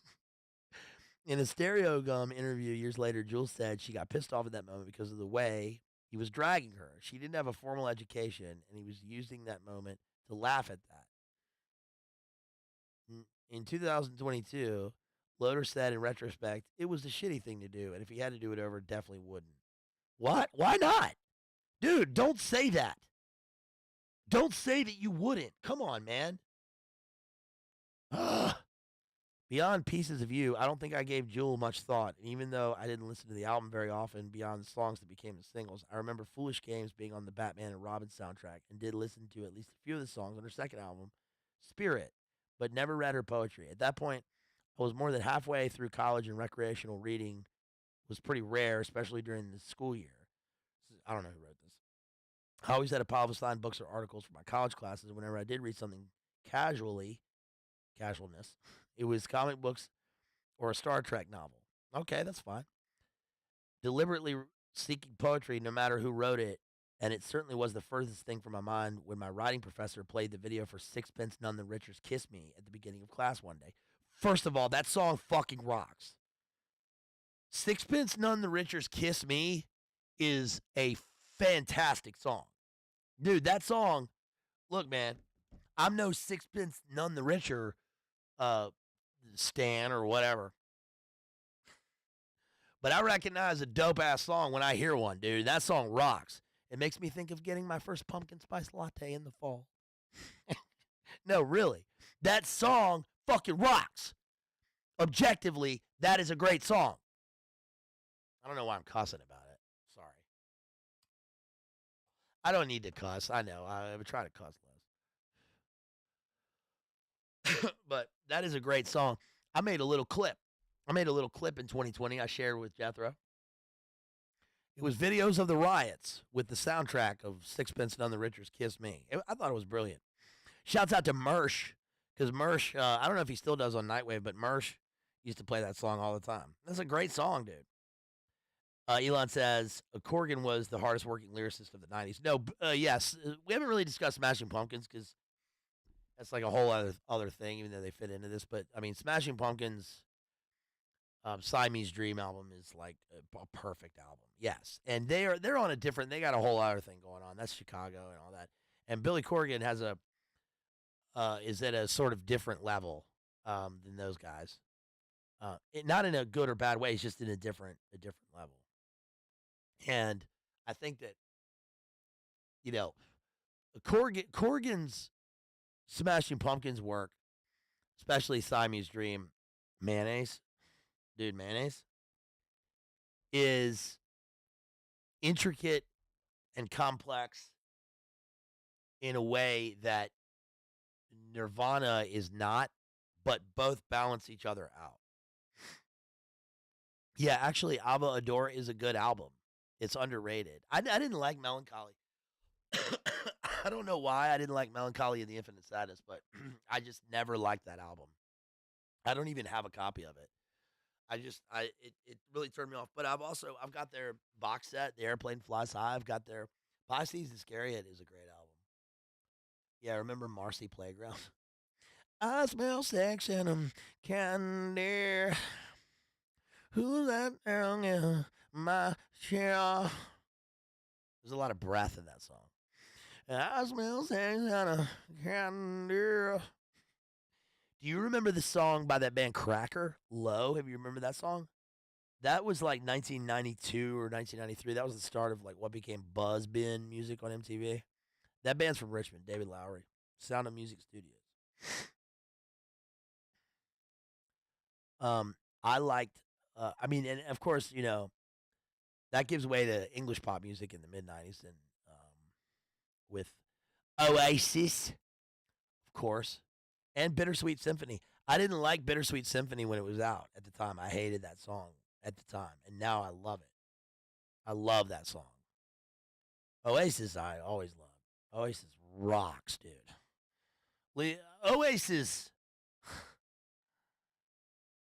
It's weird because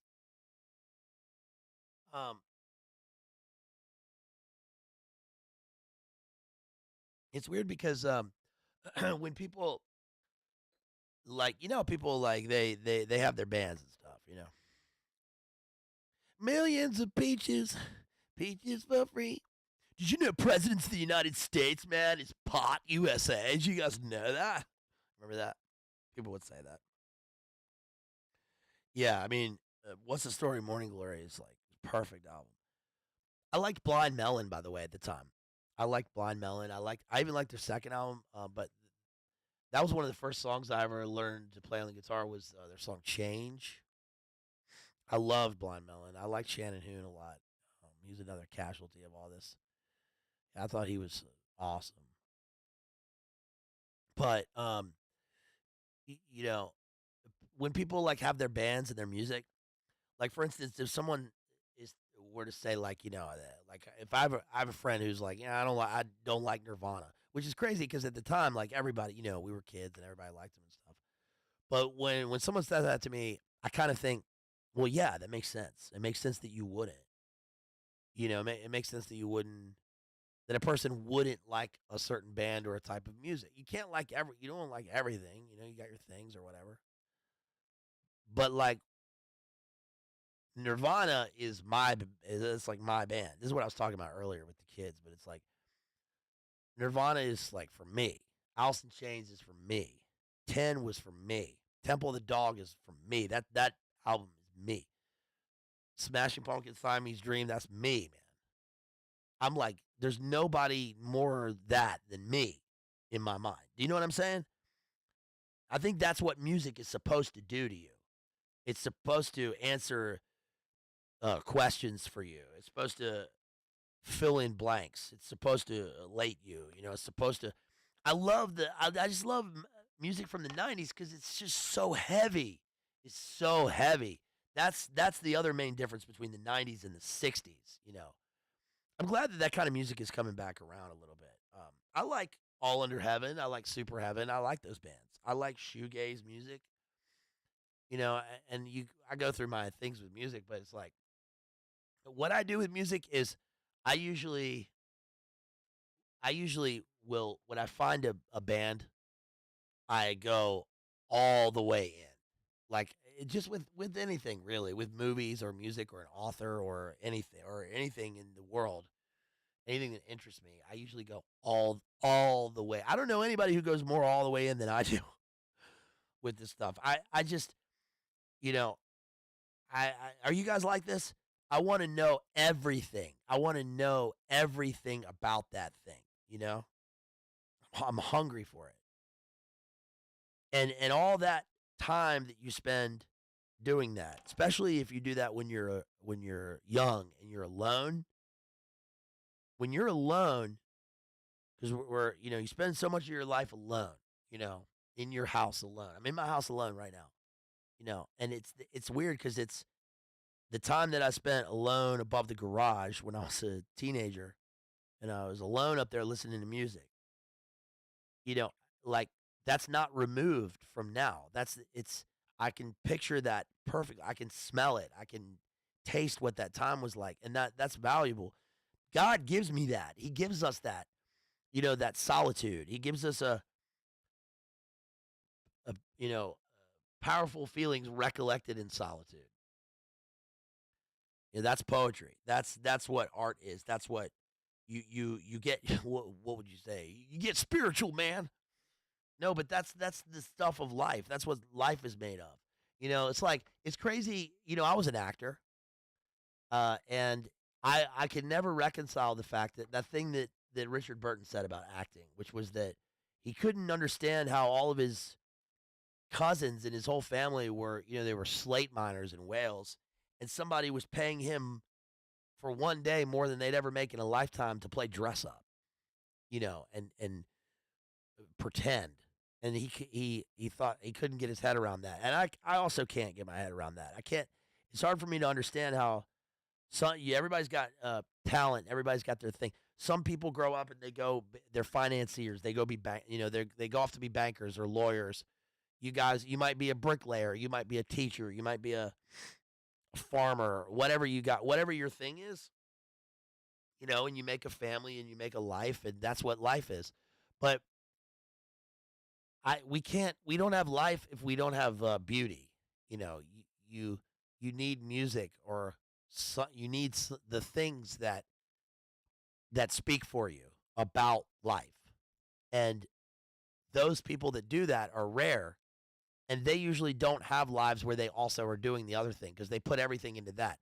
So just like everybody puts their time and energy into making a family or you know building a house or all those things, which is that's what life is. But the people that don't do that and make art, successful art, are usually of a completely different temperament, and it's like you're incapable of doing that. Like you have to. That's why a lot of artists, you know, die young or burn themselves out so fast because life is intense in a way that that the other people it's intense for them in different ways. Do you know? Am I just rambling? Do you know what I'm saying? And you know, I just know that that like I just that's why it took me so long to get the stream going because um it's it's like there's a lot of there's so much. I'm a sensitive fella. Okay. And there's a lot of what do you call it? There's a whole lot of psychic lightning that just that just hovers and it weighs on you. And it's not bad. It's not a it can be dark, but I mean, Job went through darkness, David went through it. David went through all that darkness, right? With sackcloth and ashes, and he danced before the Lord and he wrote the Psalms because that's life is tough, man, but there's beauty in that. Isn't there? That's what's beautiful.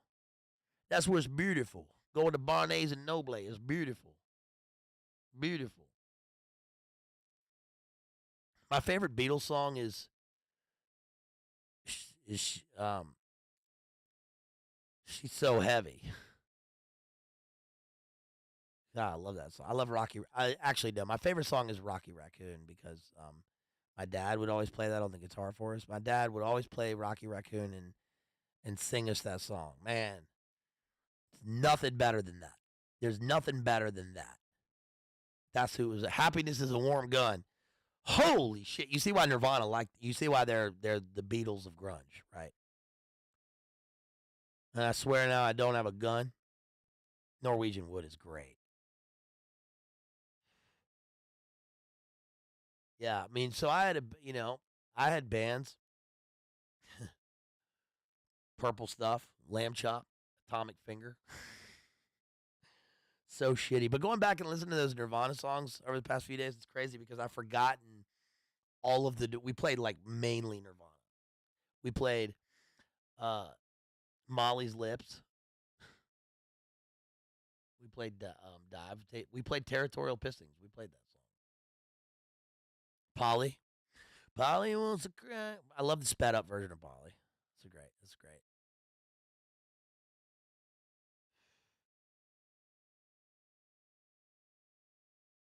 Kurt Cobain's Beatles cover of "And I Love Her" is hauntingly beautiful. I like Guns N' Roses too, Klon. Fuck yeah, I do. Of course. Hell yeah, I like Guns N' Roses. I've talked about them. I got a book by Danny Sugarman, Jim's biographer, in there about Guns N' Roses from way back, and yeah, of course I like Guns N' Roses. I learned how to cuss by listening to Lies by Guns N' Roses. Lies and Easy Does It by Easy E, my friend Brad and I. The Lies, the acoustic side of Lies. Well, actually, the whole album is fantastic. And the song "One in a Million" is like, there's no song like "One in a Million." I mean, yeah, of course I like them. You know, I love music, and I don't really go back and with many bands and think, shit, it's whatever about a lot of music. I did with this because I had Mudhoney albums, and I have the Mother Love Bone album. Screaming Trees, I nearly lost you. That's a good song. That is a good song, but the rest of Screaming Trees, and I never liked Meat Puppets or any of those bands. But what I didn't like, I still don't like. But I find myself, upon reflection, liking a lot of music that I didn't like, but rarely do I dislike music now that I liked in the past. That's pretty rare. There was a band recently that I was pissed off about. You're one in a million, babe. You know that you are. Rubber Soul, one of my favorite albums of all time, says Toledo. Yes, Rubber Soul's great.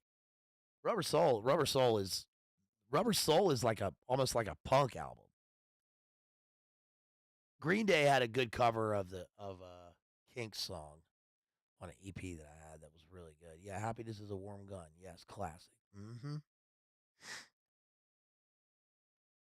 I used to listen to the Beatles. I had the Rubber Soul tape, but I mainly listened to the Beatles back then on on vinyl. So I'm lucky that my dad, I have his vinyl collection now, and that's where I really discovered. That's where I discovered the Doors. It's where I discovered the Doors and Led Zeppelin, and I liked the Breeders' Last Splash album. That song, No Aloha. That's a good song. I like that a lot. And I liked Kelly Deal back in the day. L7. How about L7? Shit list? Dude, that's good. That is good. Okay, so to kind of start to wrap it up here, I think that the demise of Kurt, let's talk, you want to talk about that briefly? My take on the demise of Kurt is that there is obviously a dark energy, not in a new agey way, but there's a dark, there's obviously a visible, visceral darkness with Nirvana. And one example of that is, do you remember when Nirvana had stickers and they had a shirt with a diagram of Dante's Inferno on it, and it had a slogan on it. It said something like "crack smoking something Nirvana." You remember that? And it was an insult somebody had said, I think, about Nirvana, but they took that as a kind of logo. And that's there is that always stuck with me because that was the thing I didn't like. That was like there's a darkness with Nirvana, obviously. But they expressed that, and obviously it's strange when a person becomes so famous. But like Kurt Cobain is one of these dudes that you look at. Like, can you imagine like you walking down the street and you see like Jimi Hendrix or Kurt Cobain, right? Like there are people that look like otherworldly. They're so famous that seeing them in real life would be like some sort of dream. It's like that a person looks like that, they dress like that, they actually exist. And when I look at Kurt Cobain in interviews, I look at him and I think this guy he just looks what he became. And it's funny because I said that earlier today, and somebody said if he wasn't famous, then he would just be another dude, in Seattle. Well, that might be the case, but that is not what he was. That's not what he was. He made this thing, and he was born to do this thing, and he was this. He became Nirvana was the most famous. I mean, Nirvana was so huge. Ian MacKaye says in this book that when Fugazi was touring, they were in Australia. I think they just played like Big Day Out Festival or something, and they were touring while Wild Nevermind came out, and he said that instantly he felt like a ukulele player in front of a campfire. He was totally irrelevant. And that's crazy because we usually hear comments from people like the guy Whitesnake or like Warrant, the 80s bands who instantly knew that they had no more career. It was over. It was instantly over for them. Everything changed. Music was no longer that. But it's crazy to hear that from somebody like Fugazi and Minor Threat, who are also like in the sort of the same world as Nirvana, and yet they also were just. It was just such a phenom. Somebody brought up Dave Grohl. Yo, one thing I learned is that what's crazy is that apparently Dave Grohl was about to be fired from Nirvana right before Kurt died. Did you know that? Dave Grohl overheard. Apparently,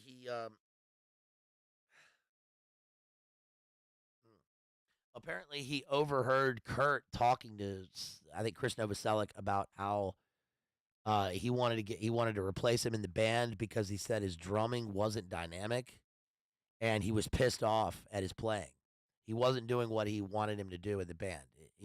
And that's crazy because you don't really think of that. Dave Grohl is like he's perfect for Nirvana, but it makes sense to me because I remember when they played Unplugged, and I remember that Kurt was mad. I don't know where I heard this. I heard it in an interview though at the time, and I'll never forget this. That Kurt was pissed off because that's why Dave Grohl plays like with the jazz, like the what do you call those drumsticks? What do you call Jethro? What do you call those drumsticks that a drummer plays with, like a jazz band? They're like the little things. What do you call that? I don't remember the name of that. What do you call that? Those little drumsticks that go on the snare. What do you call that? Why can't I think of this word? Well, brush drums. Thank you, Phone Punk. So That's why Dave Grohl played with those in Unplugged, because he could not, every time he played in the recording, he hit the drums too hard for the recording. And Kurt was like, "You got to get this under control, man. We're playing Unplugged.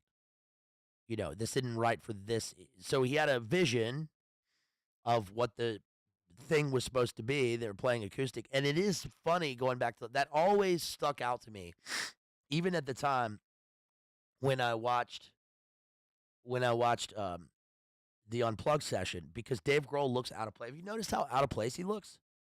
Not him as a person, but his playing looks out of place. Like, it's strained. It's strained how quiet he's trying to be.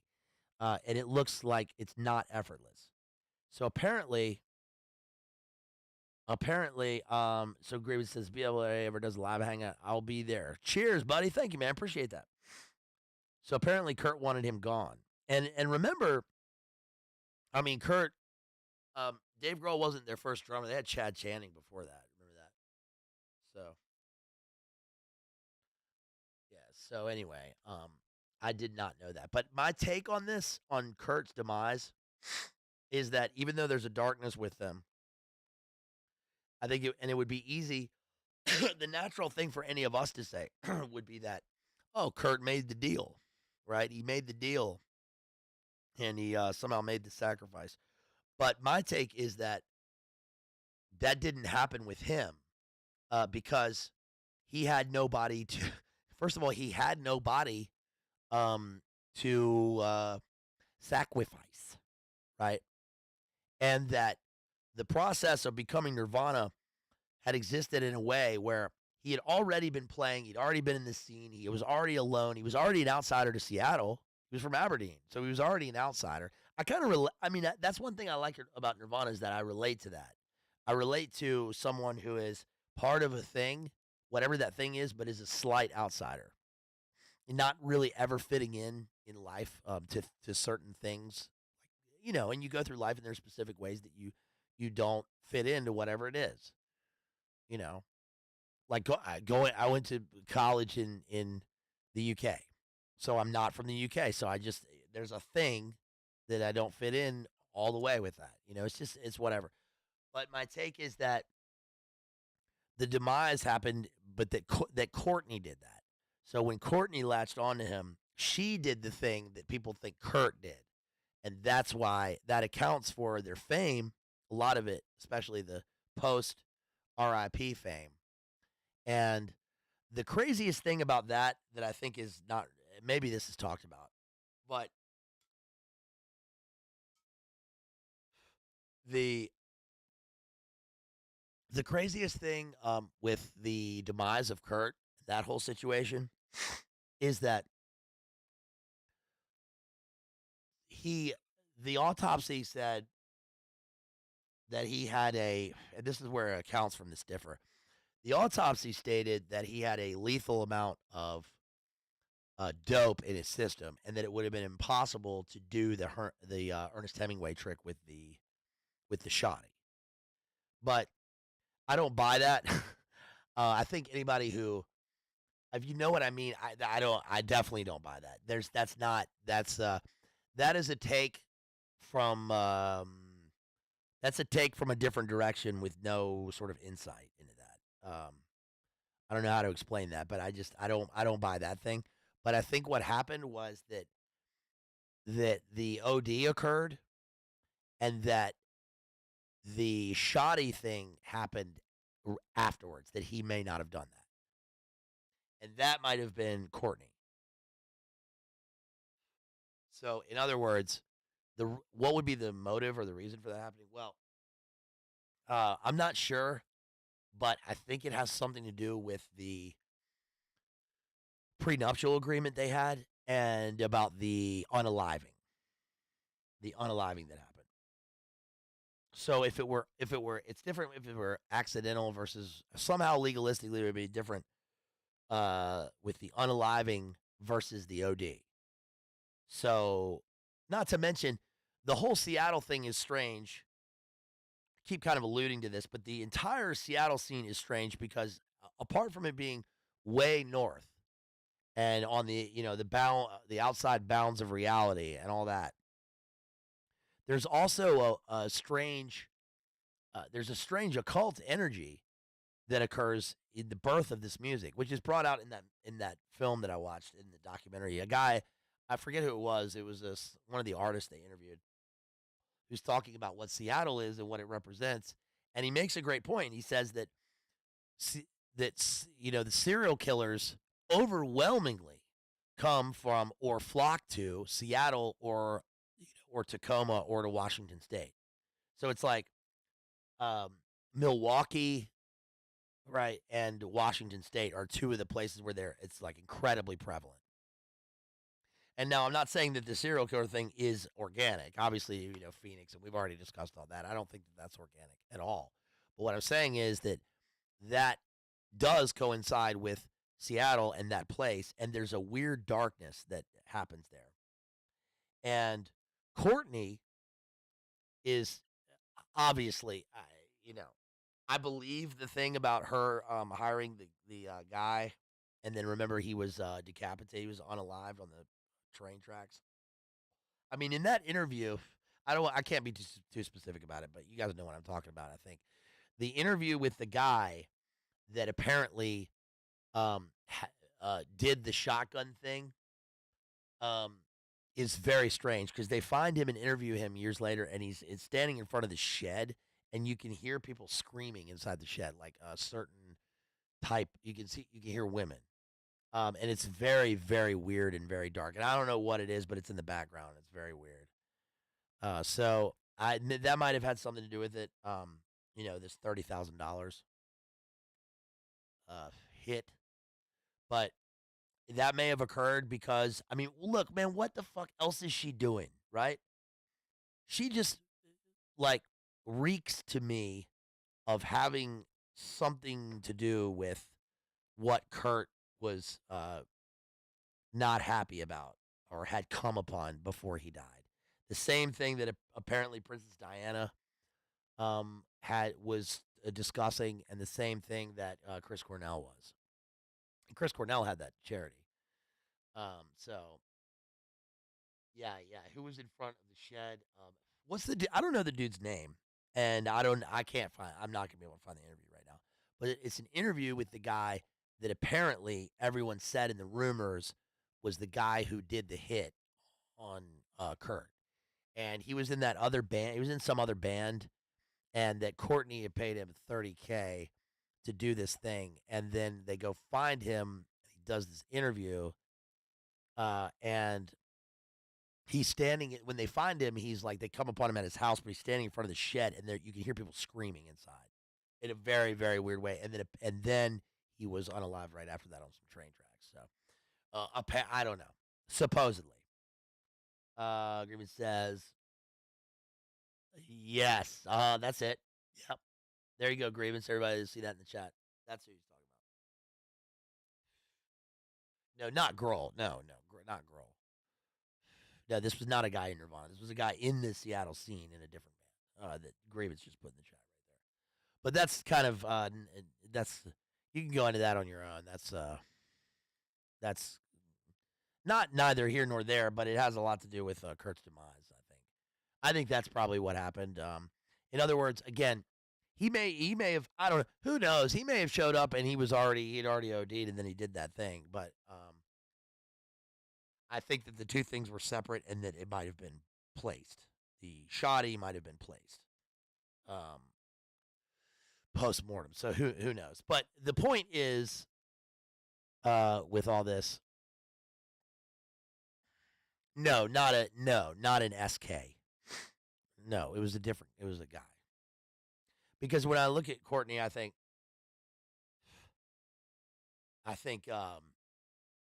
why, there are just certain people that exist in the public sphere, and they're famous, and I cannot figure out why.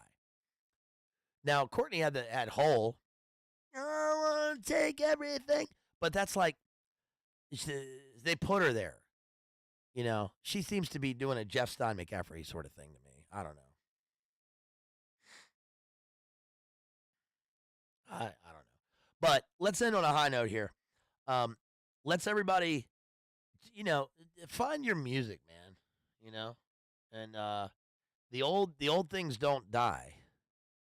They still exist, and I just love this. I love this music.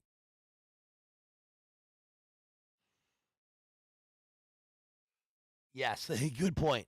Yes, when I look at Courtney, I think of scabies. That pretty much sums it up right there. That's actually quite poetical. That's a pretty good point. That probably does sum it up. Um, anything else from this book? Let's see. They're talking about Green River.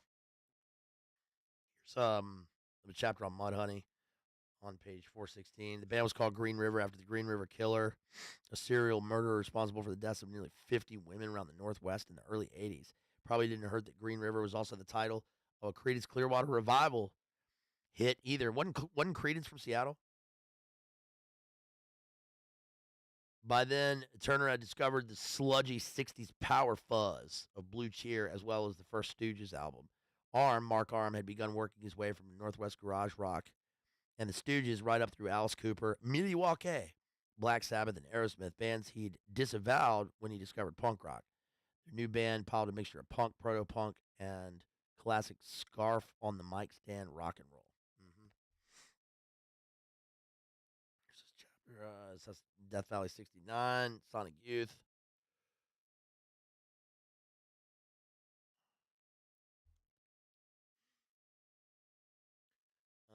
Black Flag, Modern Threat. I don't really have anything else to say about them. And then, if you're interested, this is a good book on Kurt right here. It's called Kurt Cobain by Christopher Stanford. It's a pretty good book. Pretty all encompassing. Interviews a bunch of people, even his former, even the author William S. Burroughs, whom Cobain considered to be his own greatest influence.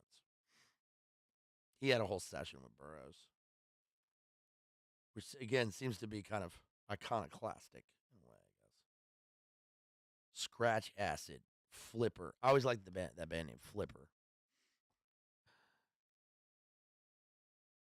I listened to Rhyme of the Ancient Mariner earlier by Iron Maiden. Highly recommend reading Coleridge's poem aloud. Yeah. In Kubla Khan, in Xanadu did Kubla Khan a stately pleasure dome decree, caverns measureless to man, down to a sunless sea. Also, I let's see. Yeah, I put together a poem this week. I actually was writing this week, and it was. I don't know if I want to read this to you, but it's funny because I was watching American. This has nothing to do with the stream. I was watching American Dad, and I watched an episode of American Dad where Stan becomes a fireman, and they're hazing him because there's no fires to put out. So Francine tries to help him, and she helps him by starting a fire in a dumpster, like outside of a Trader Joe's or something. But this is a good episode. She throws a Molotov cocktail into a dumpster, and then the flames roar up, and she sees a face in the flames, and she goes, "Oh, I like this feeling." And the face in the flames goes, "Hi," and then she goes, "Wow, I really like this warehouse fire. You know, it would be better than this. Next time, I have to have a human being." so, so I was thinking about something at the time. I just been having a conversation with somebody about how about um, pyromaniacs, because that's like also a very 90s thing. I don't know if kids now do that. If they say, "Yeah, I'm a pirate," if they like, it's like in Beavis and Butthead and fire and all that. But like fire, right? So I was ruminating. I was ruminating. I was ruminating on what it would be like um, to be to be a pyro. Like what is that? What is that actually like? Yeah, all right. Now I have to sing some Def Leppard BLA. Yes. I don't want your photograph. That's a good song.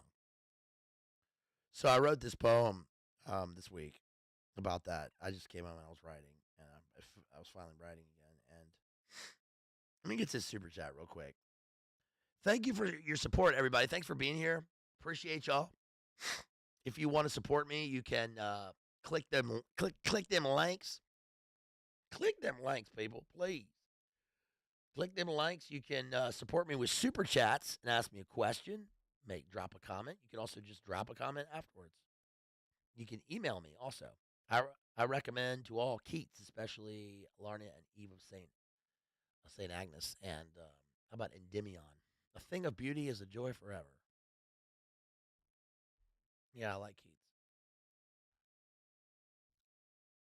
Beauty is truth. Truth, beauty. Truth, beauty. I just burped on that Red Bull. Excuse me. I didn't really go with a Keats poem. Beauty is truth. Truth, beauty. That's all you know on earth and all you need to know. Was embarrassing. Here's my Cash App. If you want to support me, please do so. I appreciate you. I appreciate you all out there. Every single one of you. Where's my Cash App? Where's my PayPal? Got a couple PayPals here. You can super chat me, or you can support me directly, which really really helps. So let's look at some super chats real quick. Oh my gosh. Okay, let's see. Yo. Shouts out to Ethan out there. Here they come to snuff the rooster. Oh, yeah. Shouts out to Ethan for that $10. Thank you so much. Really appreciate you. Thank you. Hey, I want to give a shout out to Maddie, who joined me the other night. We were just talking shit late night. Shouts out also to Jerry that I did that stream with, talking about those movies. Yes, sir. That was fun. Did I give a shout out to Will for that $5 a little while ago? I think I did. Let's see. They found a way to kill me at Army Green with no safe bed. The bullet screams at me from somewhere. All right, here we go.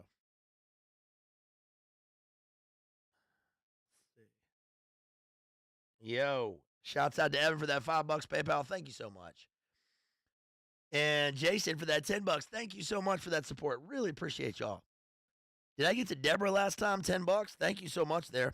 Hey, by the way, big shout out to C. Houston out there. My dog, thank you so much for that gigantic, really big super chat. Thank you so much. You are the king, C. Houston. I don't want to dox your whole name. I'm going to say C. Houston. H-Town, knocking boots. Thank you so much for that big super chat. You are the best. That was huge. It's going to be huge, folks.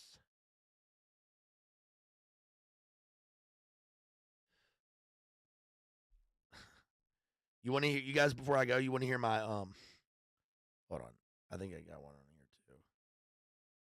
You guys want to hear my puns that I was sharing with Jerry this week? Hey, shouts out to Dan. Homeboy, thank you so much. I can't thank you enough for tonight's stream. I sincerely appreciate it. Hey, Dan, I sincerely appreciate you. I really do. And thank you so much for dropping that $25 and for sponsoring the stream. Everybody thank Daniel. Really appreciate it.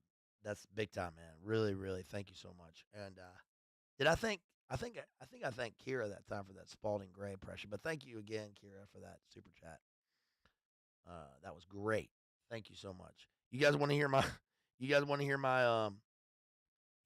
puns? Hey, yo, shouts out to that $5 from Nick F. I'll say that. I'm afraid of doxing people here on the thing, so I'm just going to say Nick F. Thank you so much. Really appreciate you. You are the best. You are king. You are king, and I really appreciate you. Let's see. Here are my puns. Okay, so I saw this. This is so stupid. I saw this. 2004 was a beautiful year. Yes, indeed, it was. Hell yeah. That was a great year. So I saw this story on ghost caught hanging out at the bar beyond the shadows in a hotel bar. The dude did this interview and he said, "Yep, we got a ghost here. Definitely a ghost. You can see it on the CCTV." And it was a hotel bar. So here's what I said: Best Western? More like pest festering. All ghosts are demon bugs. These are jokes you tell. These are jokes you tell to an audience of 80-year-olds on a cruise ship. Okay. Motel 6? More like add 2 more 6s in there, Chief. You got yourself a poltergeist. Hilton Hotel? More like Hilton Ho Spell. What kinds of drinks are you making here, fella? Witch's brew? Radisson? Radisson? More like there's rats in there, son. I should know. My last name's Critterman. Here, take my business card. I like the idea that there's somebody with the last name Critterman because because one time at home, I walked into the house, my parents' house, and I said, "I smell death in here. There's death. I can smell it. I got a superpower. I can smell it. Something's dead." And my parents thought I was crazy. And then a full 2 weeks later, they knew I was right because there was an overwhelming pungent odor of something dead. So I just remember my mom saying, "Don't worry, we called the Critter Man." So there's a guy called the Critter Man, and this dude came over. He was the Critter Man. He had a business card and everything. This dude was the biggest, burliest dude you've ever seen. I'm talking burly. And this guy opened up the crawl space, got down under there, came back out with a dead possum carcass in his arms. Right, he just holding it up, and he said, "Well, I found the culprit. That's why they call me the Critter Man." But I think it's funny that if his last name was Critterman, is that just funny to me? I don't know. The 80-year-olds on the cruise would think that's really funny. Red Roof Inn? More like bed roofies and sin. This motel is a sleazy chain, folks. Totally depraved. I hear Paul Pelosi's a valued member there. I don't know. Somebody told me that. I don't know. I don't know if it's true, folks. I just heard it. So stupid. Okay. All right, I'm going to save the poem for you later, if you ever wanted to hear it. But it's called Twin Flame. And I got that title from Tristan. I got that title from Tristan Haggard out there with the Twin Flames. But the poem is about a guy who wakes up. He has an alter ego that he doesn't know, and he's a secret pyro, which I think is a great idea for a poem.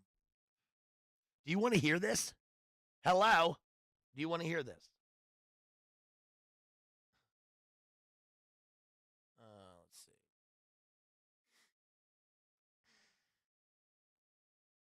It's pretty good. I gotta admit. Beautiful Tristana. Sure, why not, says Chris. Yeah. Tristan gave us Lil Raspy, too. That's right, he did. He gave us the term Lil Raspy.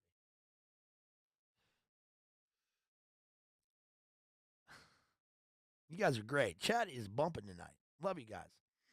Yeah, Tristan, a mental health expert. Absolutely, he is that. No, I think I'm going to save this one, but it's called Twin Flame. I'll do it on a member stream. How about that? If you want to see, also, I don't know if I want to get this published. I want to get my book published, and it's going to go in my book. Elon says, "Not proud of how I got it, but I hope the tow truck driver understands I became a huge fan afterwards so he won't hold it against me." I missed the rest of that story. All right, you guys, I think that's about it. The poem might be a little too deep. Might be a little too much.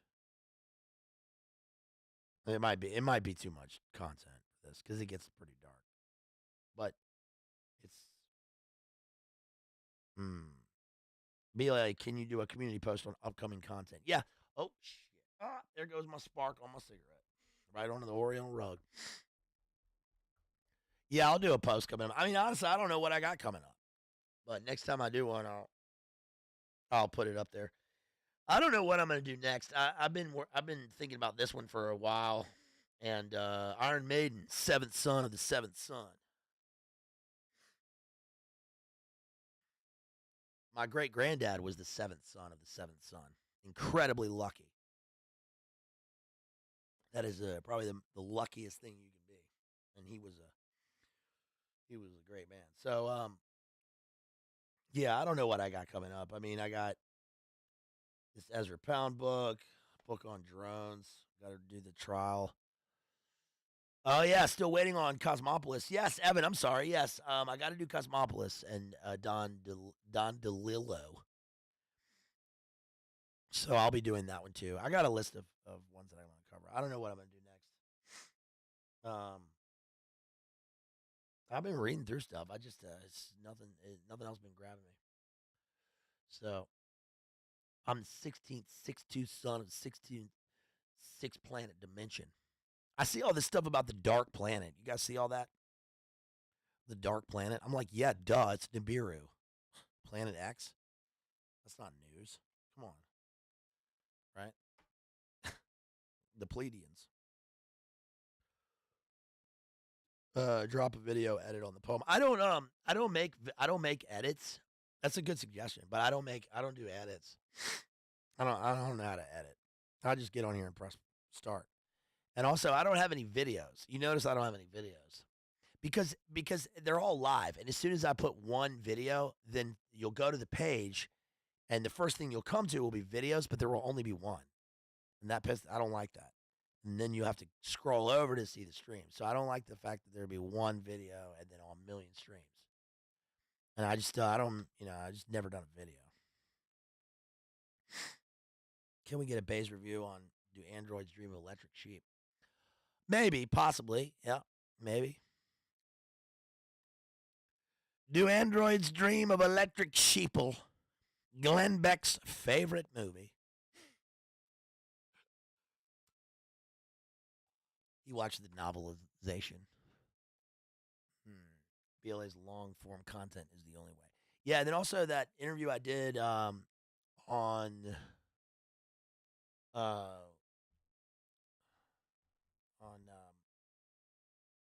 Hears a couple weeks ago. That should be coming out soon. His channel is Heavy Things Lightly. That'll be coming up soon. That was a good interview. I really liked that one. I did an interview with this guy with Hears. Heavy Things Lightly. Peter Hears' brother. BLA, why don't you like John Steinbeck? I don't. I really don't. I just can't. I don't like John Steinbeck. I don't like Of Mice and Men because I read it a million times and taught it, and I don't like it because it's the story of two dangerous psychopaths, Otis Toole and our boy Henry Lee Lucas, just roaming the countryside, just leaving mayhem in their wake. That's what it is. I've never done a what's his name? Jack London. Should do some Jack London, although that deals with things I don't like either. But I like Jack London. East of Eden. Have you seen the movie East of Eden? What about Rebel Without a Cause? You're tearing me apart. All right, y'all. That's about it. Look forward to my poem I might put out there. It's called Twin Flame, about a dangerous pyromaniac. It's good. The best laid plans of Mason, man. That's right. Robbie Burns. Robbie Burns. I got to do some Walt Whitman too. All right, y'all. That's about it. Thank you so much for being here. Thank you. Or did I get any other super chats? Did I read the super chats in here? Make sure I got these. Yeah. Welcome to High IQ Book Enjoyer, Sean. Thank you. Mud gifted 1 membership. Thank you, Mud. Really appreciate that. We got Circle G's $5. Super chat. If you want to super chat, I think you can super chat at any time. So please consider doing that. Please consider dropping me some support. Leave a comment afterwards. Make sure you hit that like and share. Really appreciate y'all. Thank you, Crystalline. Study of stuff. Thank you so much. The study of stuff. I was in Nam, man. We did some things and some stuff. Study of stuff. Thank you so much. Jethro, of course. Jason. Maddie was in here earlier. Everybody, Toledo, love you. By the way, well, I mean, we already wished Toledo happy birthday. It's been some time now, but we love our Toledo. We love our Toledo. She's the best. Let's see. Challenge. Bill must prove he's a poet by writing a perfect Spencerian sonnet. Okay. I can do that. Or I can write a villanelle. I can bang out a villanelle in 3 seconds, dude. I can write a sonnet on the spot. I know my shit. What a quality, folks. What a quality.